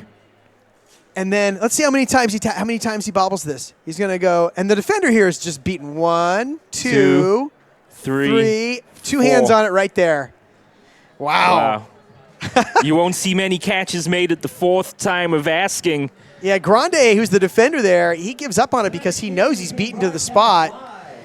You got to wonder if he's a step closer, if he could have a shot at maybe interfering with that pass as it's bouncing around out there. I didn't see who threw that, but my goodness. I mean, it was a perfectly executed throw, just a heck of a lot more exciting than it needed to be because Coffin made it so. I was just looking on Twitter to see if there were any updates from the Aviators or the Growlers. Neither of their Twitter pages are showing current highlights, so we'll definitely try and keep you posted. In the meantime, rather an easy catch there for the FlameThrowers. Yeah, it looks like Nick Mann came off and poached into the deep lane there. Mahan has continued his run downfield. FlameThrowers have got to, oh boy. That's great a great crossfield throw. pass. Wow, and an easy catch there for Mahan for his first goal of the night. That's Farwell again. He's having a really good game. And the Cascades is just spreading the love around tonight. That's now 11 different scorers. So out of the 19 team members, 11 of them have goals. And the Cascades now is starting to pull away here, leading now by 5. So if you recall, Nick Farwell is left-handed. As a defender, as a marker, it's just easy to assume that everyone's right-handed because that's who you see most of the time. So you're not really anticipating that someone's gonna look up field and then step towards the middle of the field and be able to throw a big bendy forehand. Forehands generally get off a lot quicker than backhands do. So from the marker's perspective, they may have, had a subconscious idea that they could get back in position to stop that. But really great throw from Farwell. Big break there for the FlameThrowers on the rolling pull. Goes out a yard shy of midfield. So this is an opportunity that the FlameThrowers really have to capitalize on now. Walsh tries to throw it around for Swink, and Swink scrapes that up off the turf. Collides with the pylon, and Swink makes the adjustment, gets a hand underneath it, and reels it in. Man, I cannot believe they just scored on that because the throwers were consistently being double-teamed coming down on this side of the field, and I think there were 2 other Cascade defenders that were kind of like playing almost a wall in front of him. It's really weird. There were 4 defenders in a very, very tight space. Swink actually runs out of bounds. Look, he's out of bounds. He gets his feet back inbounds to make the play. I think if he jumps from out of bounds inbounds, he's not an eligible receiver. So, wow. Steps on the pylon, too, there, which kind of impeded his progress, too. Kind of a wacky little sequence there. Yeah, he did step on the pylon. Nice catch, though. So back to 4.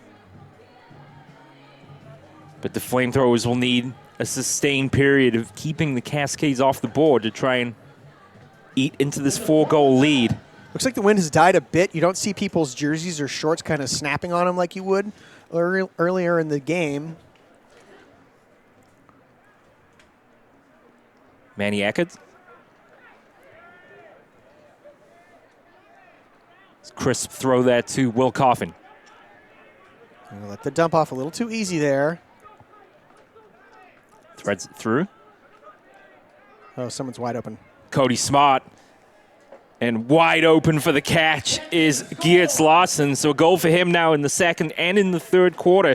Number 15 on the season for him, and it's back to a 5-goal lead. Wow, it looks pretty easy right now for Seattle. And what's happening is once the disc gets off the trap sideline and moves towards the middle, it opens up everything. Boy, he's really open. Smart. That's just a very routine throw from him. Once the disc got off the sideline and moved towards the middle, what usually happens is, as a defender, you recognize that the mark has been broken, and now you're in jeopardy of getting beaten to the break side, so maybe you overrun it a step or two, and then the offense then runs it right back down the force side again, so you kind of work it to the break side to get the defenders leaning one way, and then you just jam it right down their throats down the force side, and that's exactly what we saw in that possession. Meanwhile, over on the trainer's table, Jordan Jaffrey in the lower back worked on. Yeah, the trainer's like jumping up and down on him practically.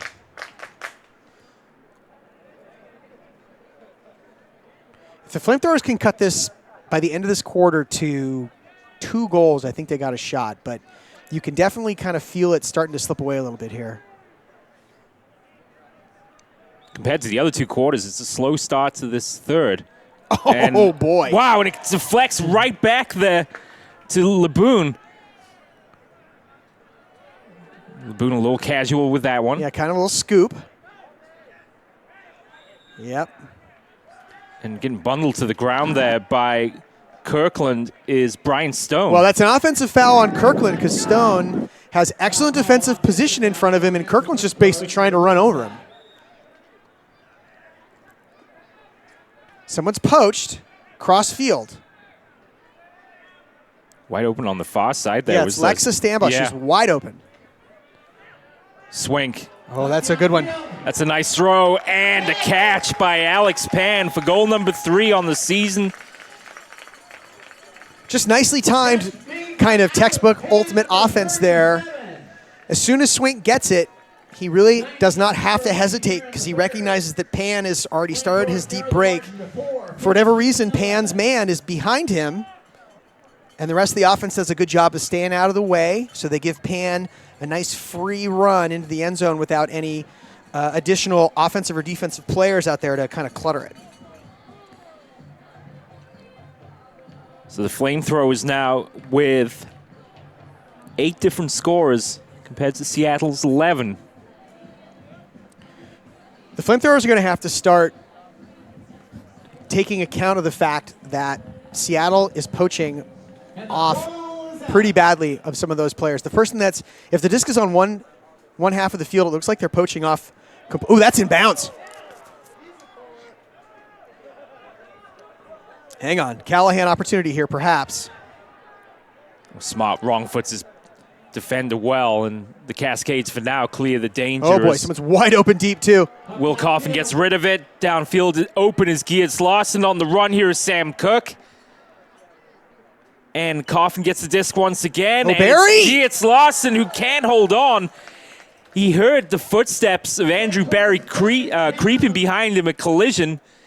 And I don't know what's going. I don't even know if that's a foul. I don't think it was, because he was going for the disc, but so yeah. Definitely injury. They're going to stop it here to look at the player here. Geertz Larson here is wide open, but I think he drops it. Yeah, he does. It. Yep, right there. And Barry was coming in a little. Well, that's on the heavy side. That's really an incidental play from Barry's perspective, and he's actually on the backside of Geertz Larson. There's no foul. No foul. You just heard the ref say it. Wow, I was. That's very, very, very lucky from the perspective of the FlameThrowers, because they had them pinned on the half-yard line, and they end up. Seattle ends up swinging it around to one sideline and throwing like a 70-yard bomb, and they don't score a goal on it. So it looks like San Francisco's taking a sub. Not sure who it is, but if the Cascades player subs off somebody, then San Francisco can as well. Someone is poaching deep. Someone is wide open crossfield. There it is.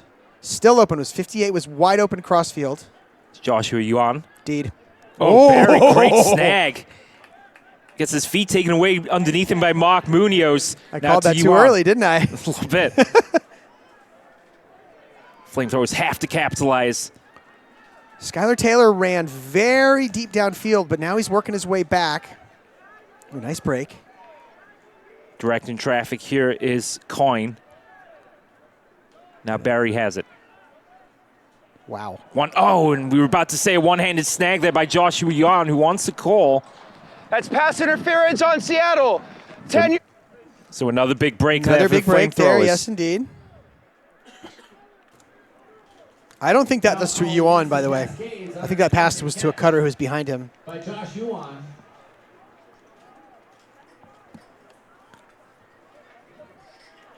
So they reset in the end zone. On offense. Kirkland now without the hat. Yeah, don't recognize him without it. Nice around break. Now Barry has it far side. Yuan with a stutter step and nice well D. defended. Great block.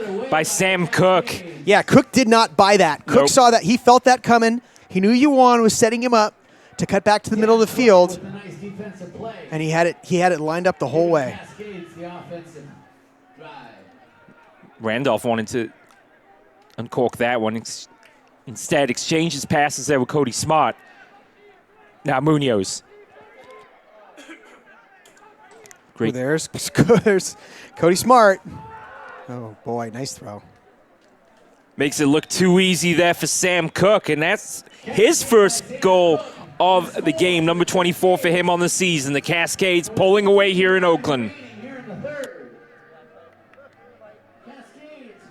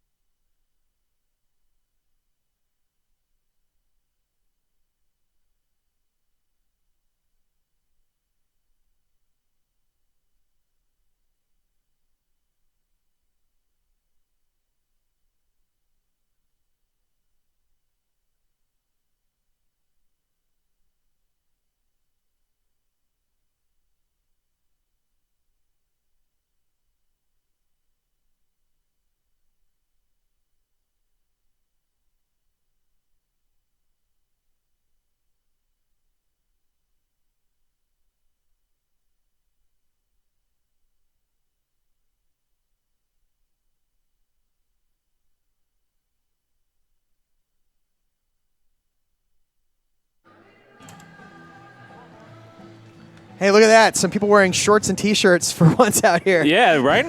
It's a beautiful night. It really is. Fog is rolling in here, but it is summertime in Oakland, and it's a perfect evening to be here at Laney College, that's for sure.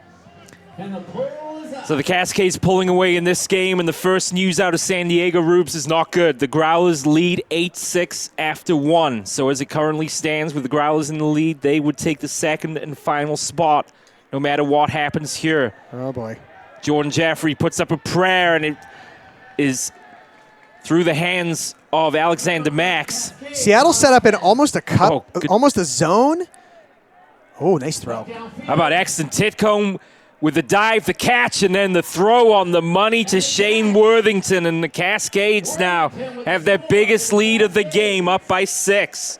So the FlameThrowers start that possession with a rolling pole that puts them on the sideline.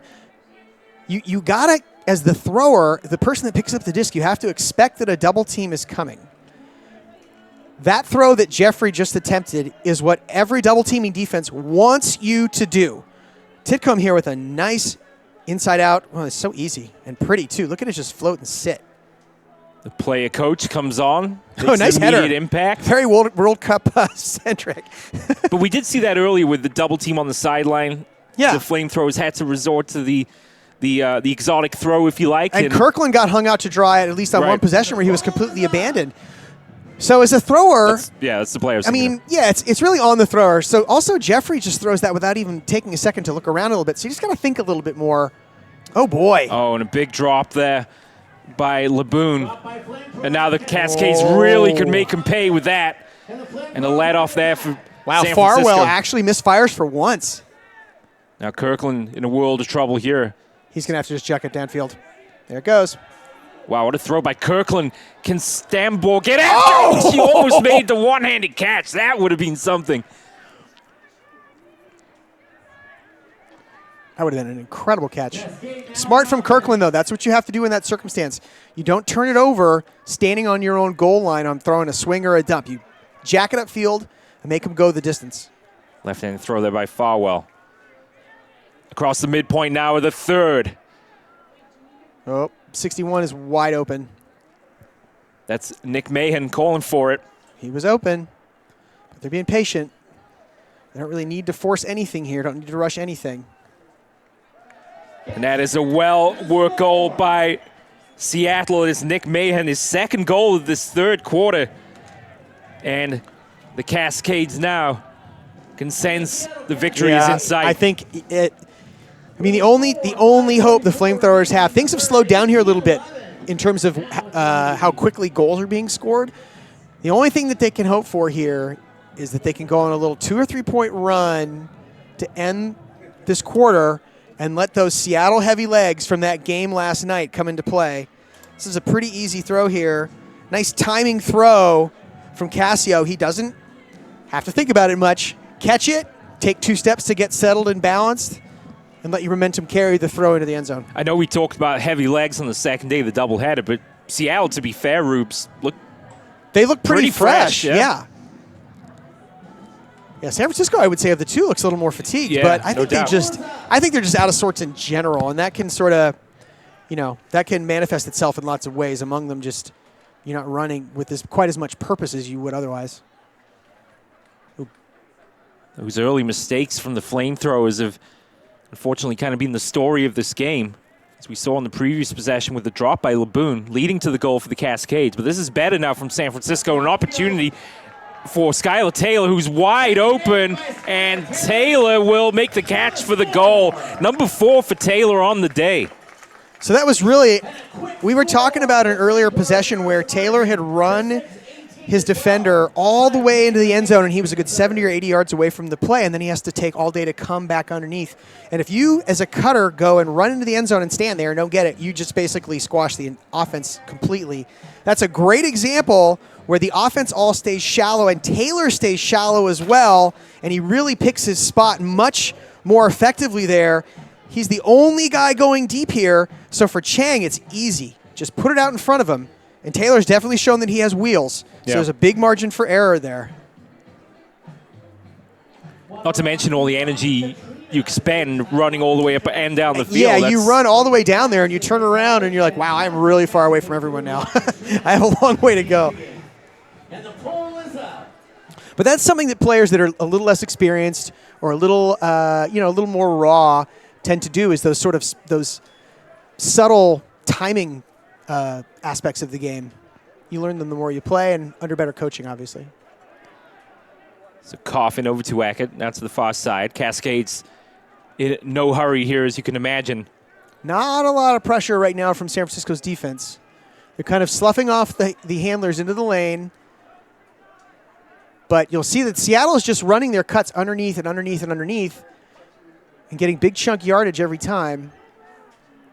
Low throw dealt with well there by Smart. So defensively, San Francisco has to challenge something, either challenge the underneath or challenge the deep. Right now, they're not challenging the underneath cuts at all. Eckert's looked pretty comfortable in the handler role here for the Cascades so far today. Here's Seagal. Yeah, they're just giving them everything underneath. This is not going to cut it if they're going to get back into this game. Cascades toying with the FlameThrowers D-line here at the moment. Great throw. Oh, lovely throw. One-handed catch by Smart. And back inside to Geertz Larson, who's now had his second goal of this third quarter of play. I'm definitely a Cody Smart fan. I think I've spent 2 games raving about him up until we've seen him. But I really like his demeanor and his composure, because he gets, kind of 2 elbows shoved in the back there by Brandon Canizato and just kind of sloughs it off and throws an easy goal. Flame fading here for the FlameThrowers in the third. Back with more in a moment.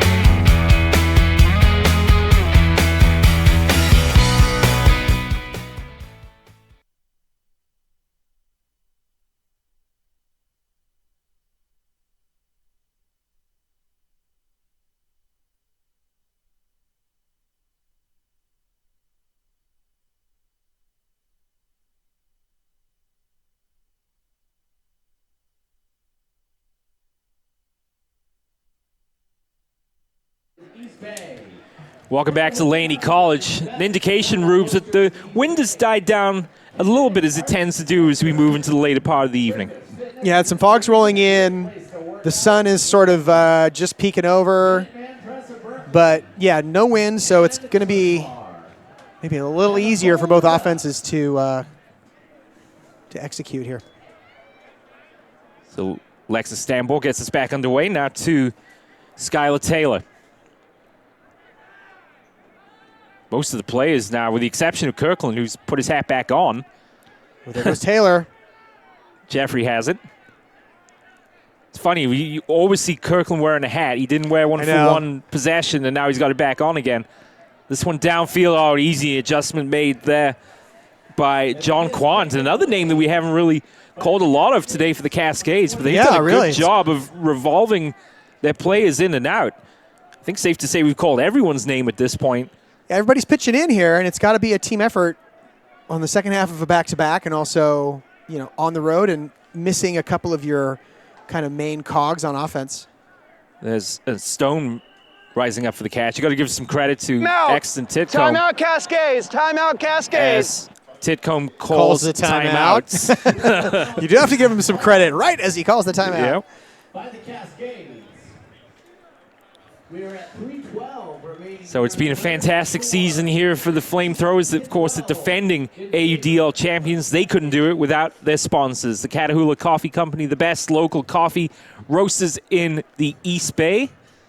by the Bay Area Disc Association, teaching ultimate in the East Bay to underserved kids. You could even feature before the pros go at it. That's if right. you join the Bay Area Disc Association. By Cliff Bar, for the healthy and active player, grab a Cliff Bar and eat healthy. By Boone Technical Clothing, the clothing partner for the AUDL and the FlameThrowers. Boone Technical Clothing is a performance sports apparel company that's based in the Philippines, focusing on quality. Boone aims to give athletes the edge to perform. By the Kinetic Arts Center, Circus Fitness and Inspiration. By Minuteman Press of Berkeley, great community partner and fantastic local printing. Cascades, so come on out and support the debut of this team. By Waxy Sanitary Supply, the most trusted source in cleanliness business, Waxy Sanitary Supply.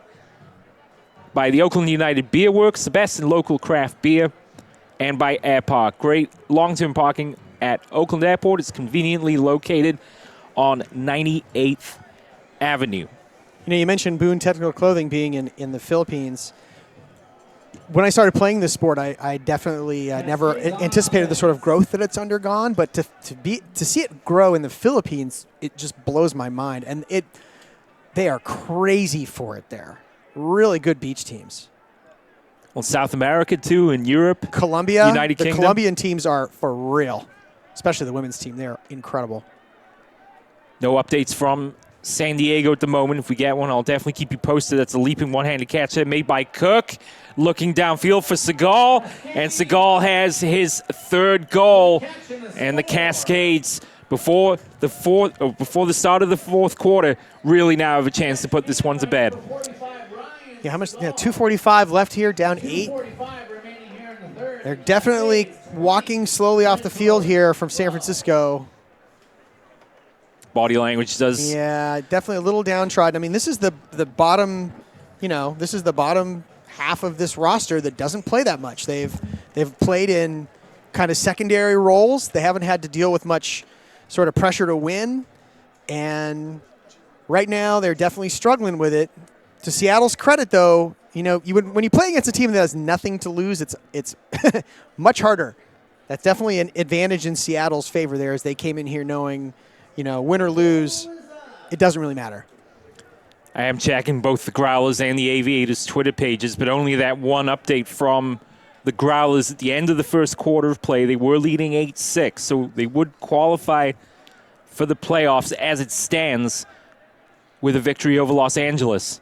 A lot of work to do now for the FlameThrowers. Nolan Walsh has it. Walsh around to Skylar Taylor, makes an adjustment and a leaping left-handed catch. Where's this guy been all year, huh? How many goals is that for him tonight? He's had 7 on the season. He's got 5 tonight. Wow. Yeah, he really is showing that speed tonight. Speed and his timing has been pretty good. Obviously, you don't have pretty good timing, I guess. Let me retract that. Has been very good if you score 5 goals. Great Walsh throw just by Walsh, immediately looks, that's a great indicator of the quality of the cut, is if the thrower peeks and immediately throws it, you have created a great deal of separation from your defender, and you're also making a very decisive cut to a spot, so the thrower knows exactly where you're going. There's no sort of moment. You don't have to take a moment to think or analyze or calculate. You just process it and throw it. So that trims the gap to 7, but still an awful lot of work to do, and against the Cascades team that at this point does not seem to want to let off the gas. Geertz Lawson is wide open downfield, and he might have to make a dive, but there is no one within 10 yards of him. And Geertz Lawson now is having himself a day. 4 goals today, and that makes 17 on the season. I'm just kind of standing up here with my mouth open because I'm really wondering what in heaven's name is going on with the FlameThrowers defense. That's the second time we have seen someone uncovered in the end zone. Like, I don't know what they're doing. Are they playing some kind of goofy zone, or is it a 2-man box at the back or something? But whatever it is not working because he is open by a mile. And he was calling for it 3 seconds before the disc was even thrown. I mean, I saw him streak off downfield, and yeah, you called it that he was open in the end zone. Yeah, so I don't know. Coach Greenhow's got everybody together. I don't know what he's telling them, but whatever it is, they need to get back in this game in the next, 4 minutes. Otherwise, the season's going to end with a loss. Acrobatic catch there by Lawrence McKendall. I've neglected to mention our officiating crew, so I'll do that. Matthew Burkett is the head referee, Austin Holland, Bobby Nguyen, and, of course, Mr. McKendall himself. So one adjustment that I've seen the FlameThrowers has made is they've brought number 47, Lexus Stombaugh, back to be a handler. Because I think what was happening was the Cascades defenders, oh boy, there's a drop, were poaching off of her and clogging lanes deep. Nice catch. Nice catch there by Munoz, and the Cascades punish the mistake there. And Eddie Harmash scores his second goal of the game. And I think what you're about to add to that, too, is now Jeffrey becomes a cutter downfield. He becomes a cutter downfield, exactly. To give the FlameThrowers some more options. He's plenty capable of doing that, too. He did that he did that on a team I coached a couple years ago back for the Dogfish. He was one of our cutters. Perfectly capable of being an effective downfield cutter. I meant to ask in your summer league that you play in Walnut Creek, which AUDL player would you compare yourself to in the league? Kirkland, at least right now, yeah. Because I'm slow. I can't really run, can't really jump. He can definitely run and jump better than I can. But I like to put up some silly throws, too. So a short pull goes out of play. And Kirkland, with a sense of purpose, perhaps, quick to get to the disc. He'll send it back to Swink. Kind of almost a zone look here. 2 men on the mark. There we go. Now there's their spot. Just put it in the end zone. Oh, boy. He had him. Yeah, Laboon had to hold up there for a moment. Swinging to the upwind side. Taylor to Jeffrey. Swink and Kirkland drop back to help out. Looks like that Seattle starts out with some kind of junky zone-y look, but now they're back into a traditional person defense. Ooh, nice catch. That was by Taylor. Leading scorer on the day with 5 goals for San Francisco. Now to Stambor. Ooh, Taylor leading the break here. You don't see that much from him, but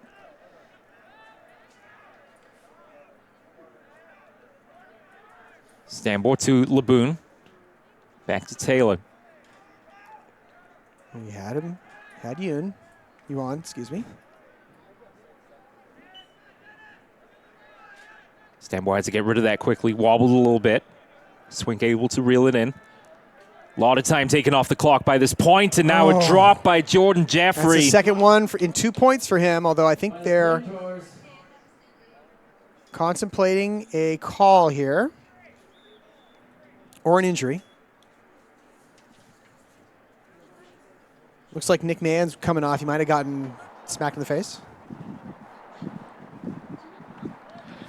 So the kick in the inside from the left.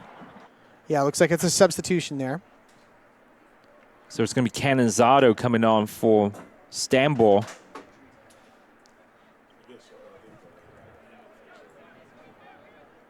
Injury timeout there. Seattle takes over on offense. Oh. Wow, some throw there.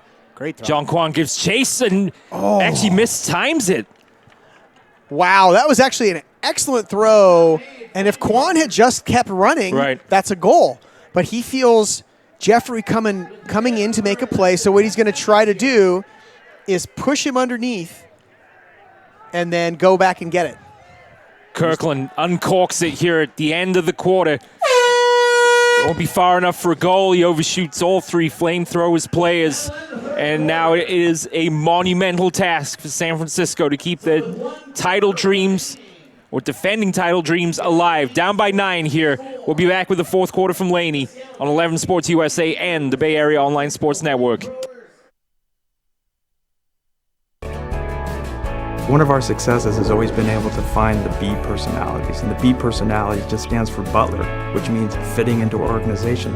We could have been a much bigger company if we had chosen to be, but it's been the philosophy of both myself, Bill, and the leadership team to stay at a size that we really know all of our team members and their family members. because we're only as good as the team member sitting next to us.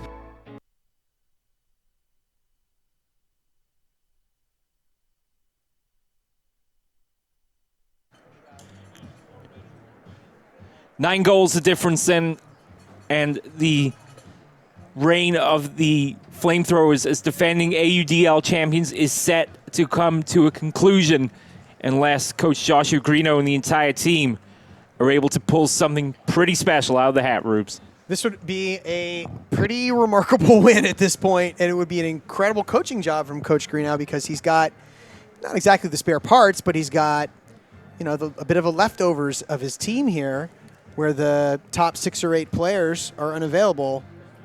I guess I'm not going to suggest that this. When I came into this game tonight, I just expected it to be close because I figured both teams are. Seattle's definitely going to suffer the ill effects of traveling and having played last night, and from San Francisco, they're a little more accustomed to playing in these conditions, and they still had plenty of guys and women who have played lots of Ultimate. But I think it's really a matter of just not playing Ultimate together. Alexis Stambaugh, who's just come in tonight, this is her first game. You could see some of that sort of, she's a little unsure at times about where people are going to be cutting and what's the best play to make. And, that's the kind of stuff that normally you work out at practice or normally you work out over the course of an Ultimate season where there's plenty of tournaments that you play in before the games really start to matter. And that's one of the challenges of Pro Ultimate is that every game matters. And if you don't have a lot of time to practice, you can't really practice during the games. You can get away with that in a USA Ultimate season because there's lots and lots of tournaments and you have lots and lots of time to practice. So cohesion and chemistry and trust are some of those subtle factors that you just can't quantify, but they play a huge role in the success or failure of a team. And to follow up your point, San Francisco tied for second in the most number of players used this season with 41. Wow. And they may have added 1 or 2 more here tonight. Although Laboon did make the trip down to the Southland for the Aviators and Growlers doubleheader. So this is his 3rd game with the team, But even still, with that many players, when you compare it to San Diego, who's only used 29 players all season, and Los Angeles, who've only used 30. So they've had the same 30. Yeah, they've had the same 30 guys. 3, same 2, 30 people all year. 1. These are all just a series of excuses, and everybody's got excuses, but it really does matter. This blade is deflected. It's still playable here. Making the catch. Nolan Walsh calling for it is Taylor. Can Taylor get on his horse and make the catch? He can. Skylar Taylor with a great goal. But how about Nolan Walsh not giving up on the play? Yeah, that is all Walsh. That is Kirkland throwing to Walsh, too. I'm really surprised to see that throw would come up as short as it did.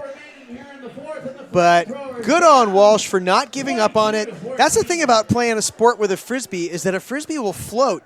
And one of the sayings in Ultimate is catch your Ds. You do not want to tap the disc up into the air because it gives the offense another shot to make the catches we just observed.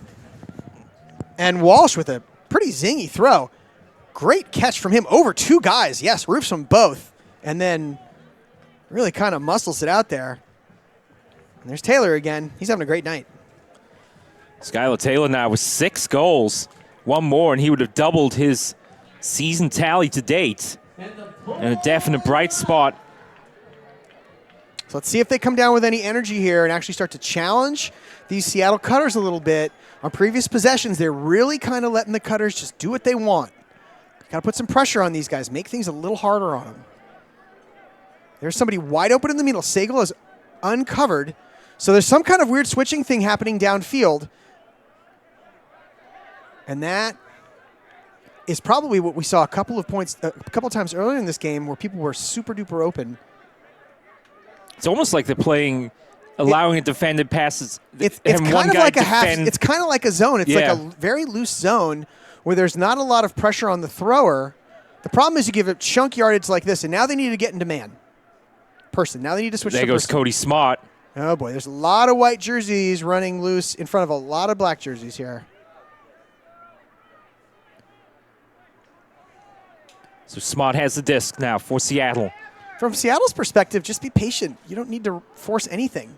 There it is. And a goal for Sam Cook. So he's got 2 now in the second. Actually, they were going to say he's short, so Cook will dump it off, and it's Randolph now who has a goal in each half. One in the first, one in the fourth, as the Cascades continue to pad their lead. So that's clearly what San Francisco is trying to do, is run some kind of switching defense from the deepest defenders. The problem is that in order to effectively run a defense like this, a zone or anything that involves a lot of communication and continuity, it works a lot better when you have a chance to practice it. And you get a chance to figure out what you should be doing and how it feels to run these things. So Randolph with the easy one. Oh, and he's a step short, but it results in a pretty simple goal here from Cook. Run it back to the line. And then just a jump through. So to ask the expert then, when it comes to ultimate tactics, yes, did them playing that half zone set him up for failure on that particular play because there was so much free space there in the middle between the final defender and well, yeah, I mean the handlers? That's the place that, as an offense, if that's what you're going to attack, the areas that the defense is giving you, and that's what the defense is giving them. They're giving them those giant pockets underneath, and they're not putting a lot of pressure on the thrower. So from a thrower's perspective, if you're not getting a lot of pressure and there's a really big wide open space to throw into, it's pretty easy. Skylar Taylor had the jump that time on Quan, but had to come back to the play as the Flamethrowers were unable to see him downfield. Now Swink makes a cut. Oh, and just scraping that off the turf is Taylor. Now over to Jeffrey. Back to Jordan Jeffrey. Stambo's open and in the middle. Yep. And he looks her off, and he had probably the chance to pick her out a couple times there. She's still open. She's over to the far side. She'll get the disc now. Now her defender is sloughing off of her. Oh, boy. Wow. Oh, nice layout catch there by Nolan Walsh. The double teams are really causing some problems for the Flamethrowers handlers. Nice spot. Oh, Stambo never heard the footsteps there of Brian Stone, who just steps in front of her and reels it in. Yeah, she doesn't continue to go to the disc there and gives her a defender a chance to run by to make the play. Exton Titcomb, who was ruthlessly effective with the one appearance he's had on the field tonight. A bid attempt there by Skylar Taylor. Doesn't pay off. And the Cascades have made it a 10-goal lead. Sounds like but there might hold have on. been a foul He had an here. advantage. He only gets 1 second of that. So the contact foul brings it to the front of the end zone centered. Okay, so what they're saying is that there was a foul. No, on and hit. The referee is going to allow the offensive player a second of advantage because they don't want to, penalize someone if you get fouled. But after that, play has got to stop. So he's going to give him a second or two to complete a pass, which in this case, he didn't get it off in that time window. Coming in on his. Seattle will remain in position of the disc. So that's actually the ref who's letting him know they just don't want to penalize. Like I said, that if you get fouled, they don't want to sort of make it doubly bad by penalizing you. Ooh, nice break. Quan with a head fake, Munoz with the pass, and now the Cascades have made it a double-digit lead. It's Brian Stone with his first goal of the day. So really the only people now, it's easy to say, who haven't scored for Seattle: Schneider, Cassio, Coffin, Titcomb, Quant, and that's it.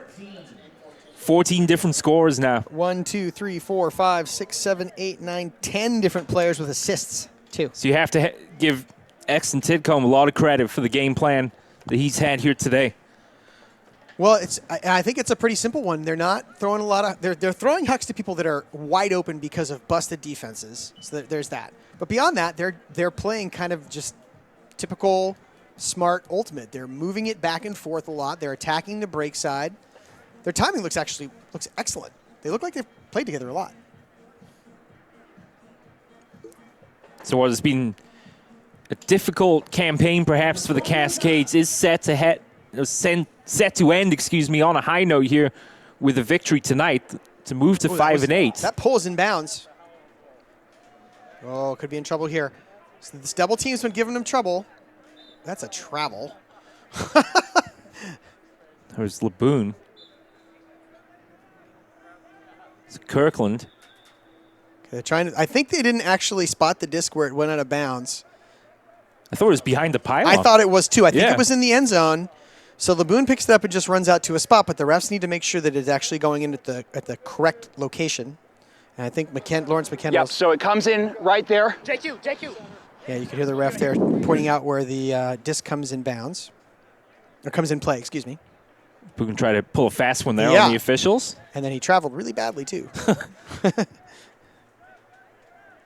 Wow, the FlameThrowers in a world of hurt right now. Kirkland needs to make something happen here. They swing it out to the far side, swing just in front of his defender. Just got to be careful there. Whistle blown, foul call. Go against the Cascades. Gina Schumacher out in the field, FlameThrowers out. runs towards swing. She's open, too. She is open in the center, and Schumacher will get it. Nice faking to keep her defender, keep her marker out of the picture. Finds Barry. Schumacher is open in the center. Between two defenders, swings it out wide. Now to swing. And there she goes. The FlameThrowers just taking way, way too much time off the clock. Well, to their credit, they have got to the halfway line here. But surely not enough time in the amount to come back now. Down by 10. 7 minutes remaining in the regular season. Just got to stay patient here. Imagine Seattle's going to take their foot off the pedal here and maybe, defensively let off a little bit, which is completely understandable. Up 10 in a timed game.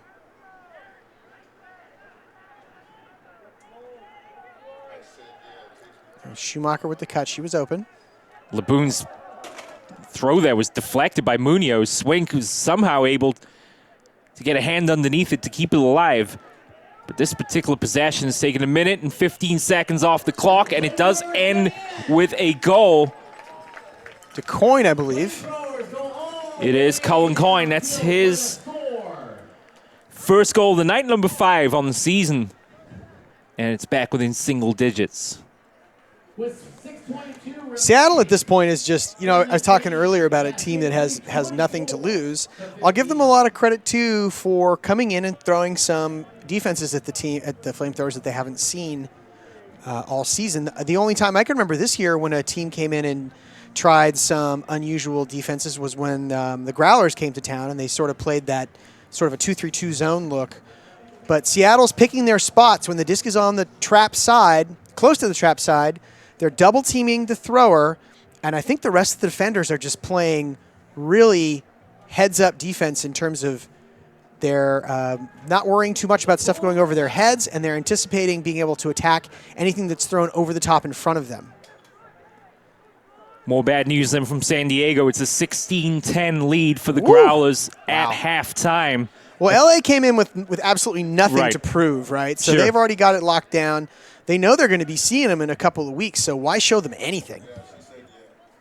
They will host San Diego as it currently stands next week.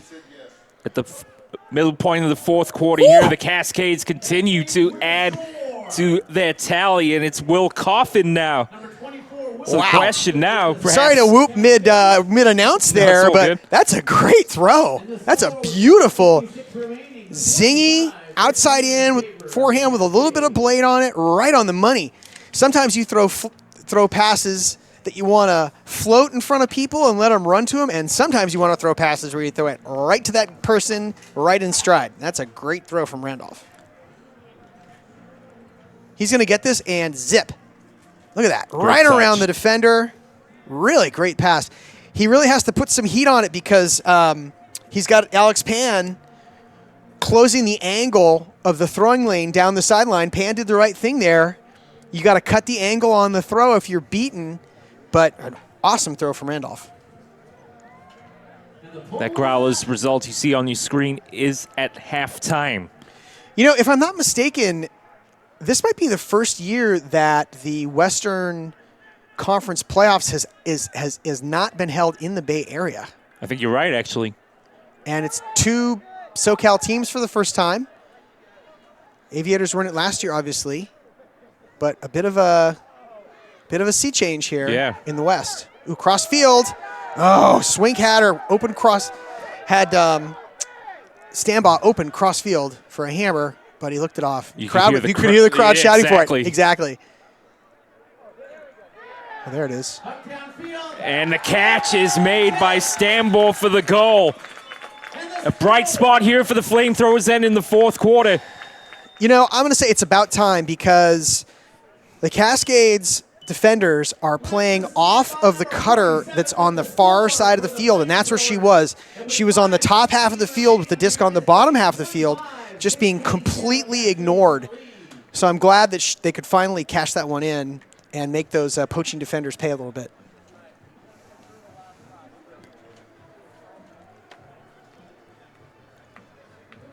Well, San Diego's coming out with like a house of fire. Are they playing in? They're playing in San Diego, yeah, Balboa Stadium.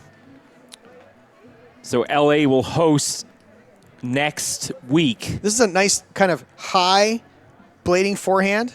Tampa is open by a mile. Makes it look easy. And the pull is up.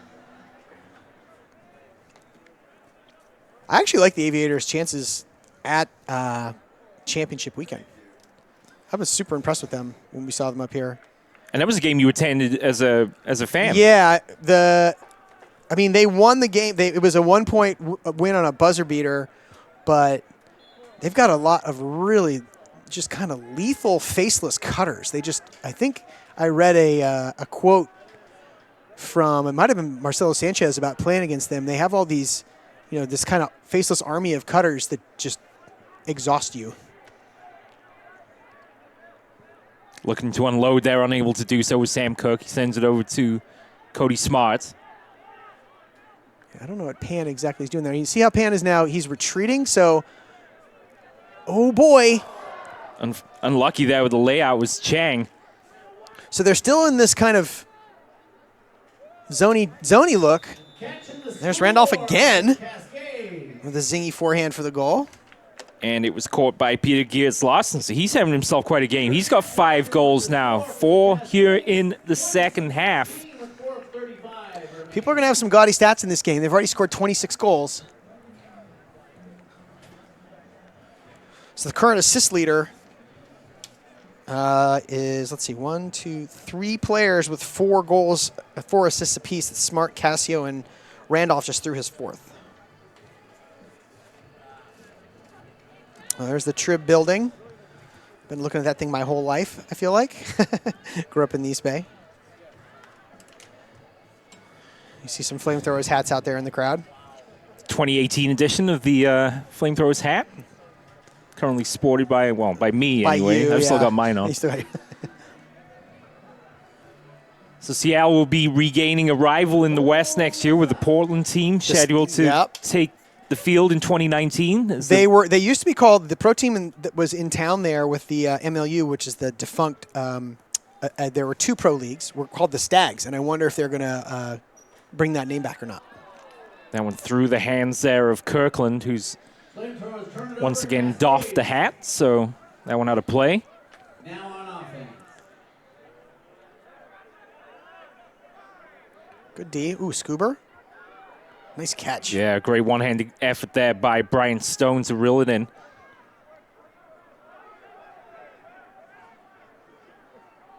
This has been a good showing from the Cascades. That's a lovely throw and a diving catch. Wow, Nick Mahan. Fantastic catch. Excellent throw from Stone. And the Cascades now are just pulling away. Yeah, I feel like they've sort of had the San Francisco defense on its heels for this entire half. And you can really see it now. Now the defenders are overrunning. People are running deep, and the defenders are totally committing to that. And you see the Seattle cutters just plant and stop and come back under for something easy.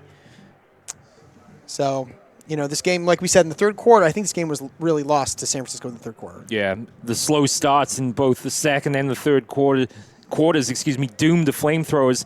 This game was tied up at 9-9 at one point. The Cascades are on an 18-7 run since. Ooh, golly.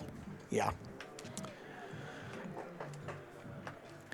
Credit to them, They played a tough game last night. It was close. They lost by 3, I believe, right? Yep. And they came out and really laid the smackdown tonight.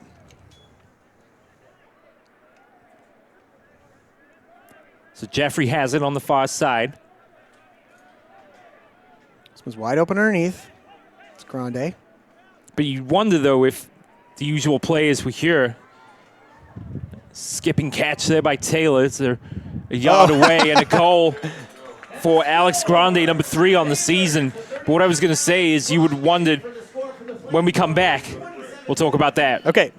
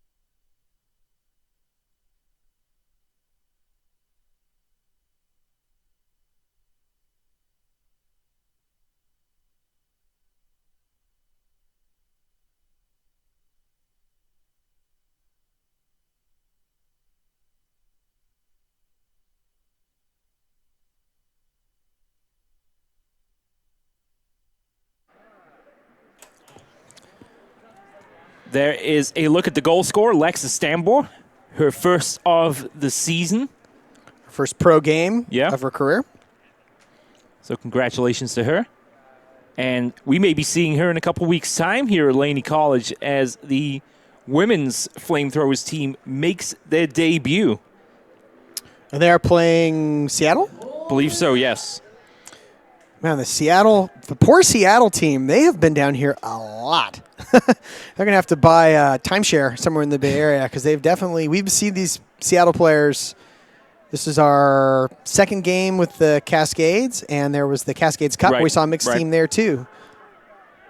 They'll, of course, get a local rival of sorts next year with the debut of With the Portland yep. franchise. So, but what I was about to say before we went to commercial is, had the usual stars of this team, Davis, Cohen, Yep. Leo Gaval, being here, would this have been a different outcome? I think so. There's a throw and a catch, and it is Geertz Larson once again. What a second half he's having. Apart from that knock he picked up early on in the third quarter of play, he now has 6 goals on the day, 5 of them coming in the second half. I think what we're seeing is that I think the FlameThrowers just don't have the horses defensively. Here's this. This is a nice hammer from Randolph. Oh, nice shot. Yeah, great camera work there, showing the rotation of the disc And also the catch. let folks know, show them that was an upside-down throw. But I think that the FlameThrowers' defense was the thing that was really lacking for me this game. There just was no significant pressure being put on the Seattle Cutters, or really anybody. Like, if you get comfortable, you can't let an offense just get comfortable. They will just pick you to pieces. And I feel like Seattle's offense has been really comfortable, and a big part of that is just the lack of pressure. In the FlameThrowers' defense, though, they do have a lot more familiarity with each other. It's true, they do. But, we were watching those. They were getting huge chunk yardage, 15, 20-yard chunk yardage where the defender is trailing behind the cutter by 5 or 6 yards. So as a defense, you got to decide what you're going to take away and take that away. And then if they start killing you by getting big pieces of chunk yardage, change it up and challenge that a little bit. You would expect, though, for next season, now that we're Talking pretty about much next say season. that it's time to start Yeah. thinking about next year, that we won't see anywhere near quite the level of turnover we saw from the 2017 campaign. Yeah, I think you're probably right. Your swing for the catch and the goal. This was an experiment. What did Coach Greenhouse say when the season started? He doesn't know what kind of car he doesn't even know what kind of car he has or how to Yeah. drive it, right?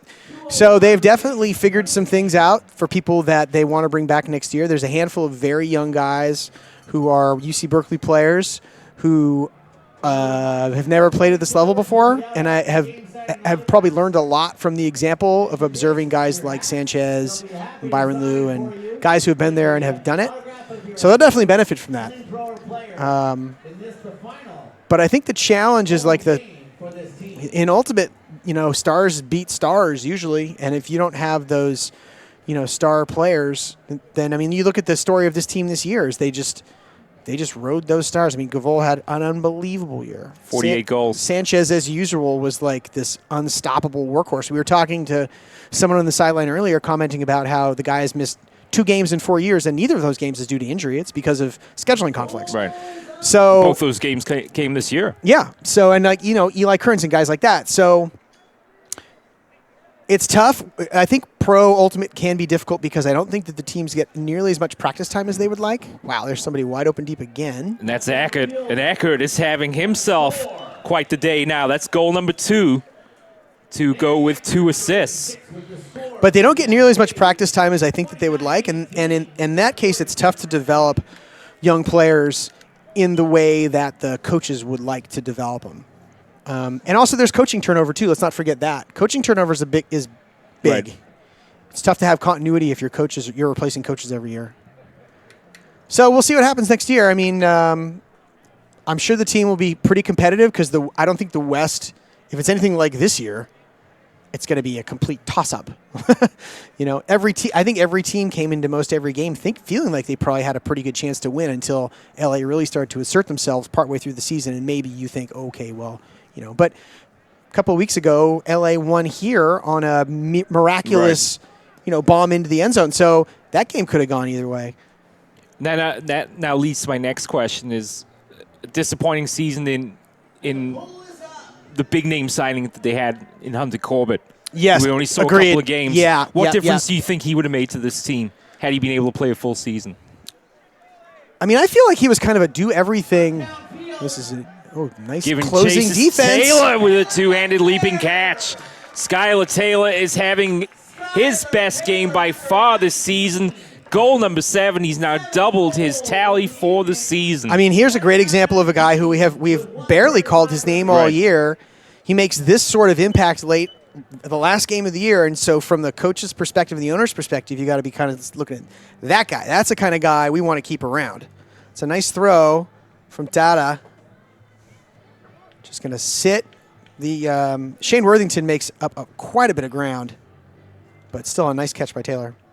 It was a little so disappointing, though. You're asking, is it disappointing? Yeah, from Corbett, I think so. I was really excited to see what he was going to do. I thought he would have been a great addition for them. I'm sure he is equally disappointed because I think he came to the Bay Area honestly expecting to make a big splash, not only in pros but also on a USA Ultimate team. And I don't believe he's playing for any of them. I think it's just an injury that took him out of the entire tryout process. So it's a bummer for him on many levels. As far as a young player making an impact on this team this year, who would you give the Matt Ruby Award to? I don't know if you could call him young necessarily, but sort of an unknown arrival. I thought Jacob Greenberg played really well as the season progressed. He had quite the stat line, 20 goals, 8 assists, 15 Ds, so definitely an all-around player. Yeah, and he played mostly on the D-line, so his statistics aren't going to be quite as gaudy as some of the other guys that played a lot of O. But I thought he fit in. He was definitely finding his place on the team and finding his role on the team. So from my perspective, from someone, and he is not a kid and he's not inexperienced by any stretch of the imagination. But as a rookie. Yeah, as a rookie, exactly. AUDL rookie, how about that? AUDL rookie, great. Yeah, because adjusting to the pro style probably takes a couple of games to really get a feel for it. Oh, inside out scoober. And the catch and the goal for Seattle. And they have reached 30 goals. So quietly tonight, as Will Coffin scores his second, they've now scored more goals than they did in the barn burner back in June in the 32-29 victory. Wow. That's insane. Really? So I don't know if that was a box on Coach Sitcom's list before the game, but that's quite the statement. Score more than 30 goals? Yeah. I'm sure every coach would like to check that box. So to continue with our sort of end-of-season review here, now that Elliot Chartock's got a year of experience under his belt playing at this level, how do you see his game improving in 2019? He's super young, and he decided to play mixed as opposed to playing men's or open ultimate this year. And I wonder if he has a little bit of fatigue because I think that playing for a mixed team requires a little less time commitment from him. And I know that playing Pro Ultimate can be really mentally fatiguing, especially if you're... Oh, did you just drop a pole? Yeah. Wow. When it rains, it pours, huh? Sam Swing drops this one and kind of summarizes the day for the Flamethrowers, who showed mettle earlier on in the game, but ultimately just did not have enough in this one to keep pace with the Cascades, who finished this one in emphatic style with a goal for Nick Mahan. That's now his 4th. So back to Chart Talk. That's sort of where that sort of mental exhaustion, it can be really difficult to play a pro season and then a USA Ultimate season. So if he comes back, I think he's very, very good, and he's got an incredibly bright future. But I don't know if that decision indicates a little bit of, wanting to get away from the game a little bit and maybe not have to make the commitment that is required to do both a pro season and probably a USA Ultimate season as well. And lastly, I think pretty unanimous choice for team MVP. It has to be Lior Gavall. Absolutely. Can he be a consistent top 10 scoring threat in this league? It seems to me like he can. I mean, he was incredible. If you want, he's not a rookie because he played for them last year. And he played for the Spiders too, but he was not a goal scorer for them last year. But last year they had this just stable of incredible goal scorers, so I can see why. But my God, that guy just lit it up. Here's a throw downfield. Can Taylor make a diving catch? Doesn't need to. Doesn't need to, but Skylar Taylor caps off the game of his career with his 8th goal of the day. From Kirkland. Kirkland gets it dialed in. Fans are loving it here. So the Flamethrower season should end with that Taylor goal. He'll get the Player of the Game award today. Without a doubt. I believe, actually, for both teams, he leads all scorers. Gias Lawson has 6. Yeah, he does. So Skylar Taylor with 8 goals. And he's had a career day. 1 assist for the cherry on top. So can you see Gavall becoming a goal scorer? Yeah. A face of the league perhaps next year? Absolutely. Is an equivalent to like an Antoine Davis or even Marcelo Sanchez. I think if he can, if he decides to come back and he can kind of get off to the same pace that he had this next year, he should be. He's certainly in the conversation for that, for one of like the stars of the league.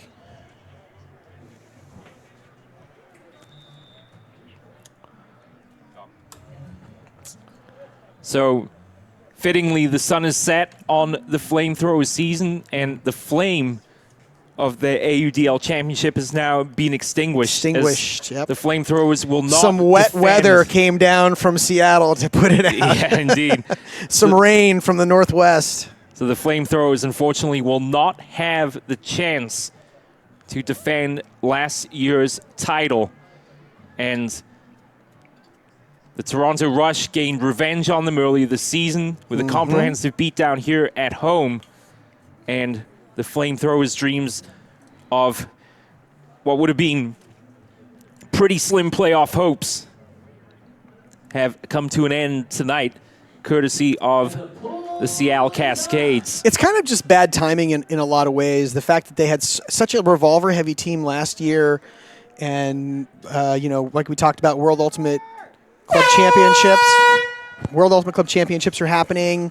It just is, and then those guys we talked about being missing today. It's just sort of bad timing on many levels.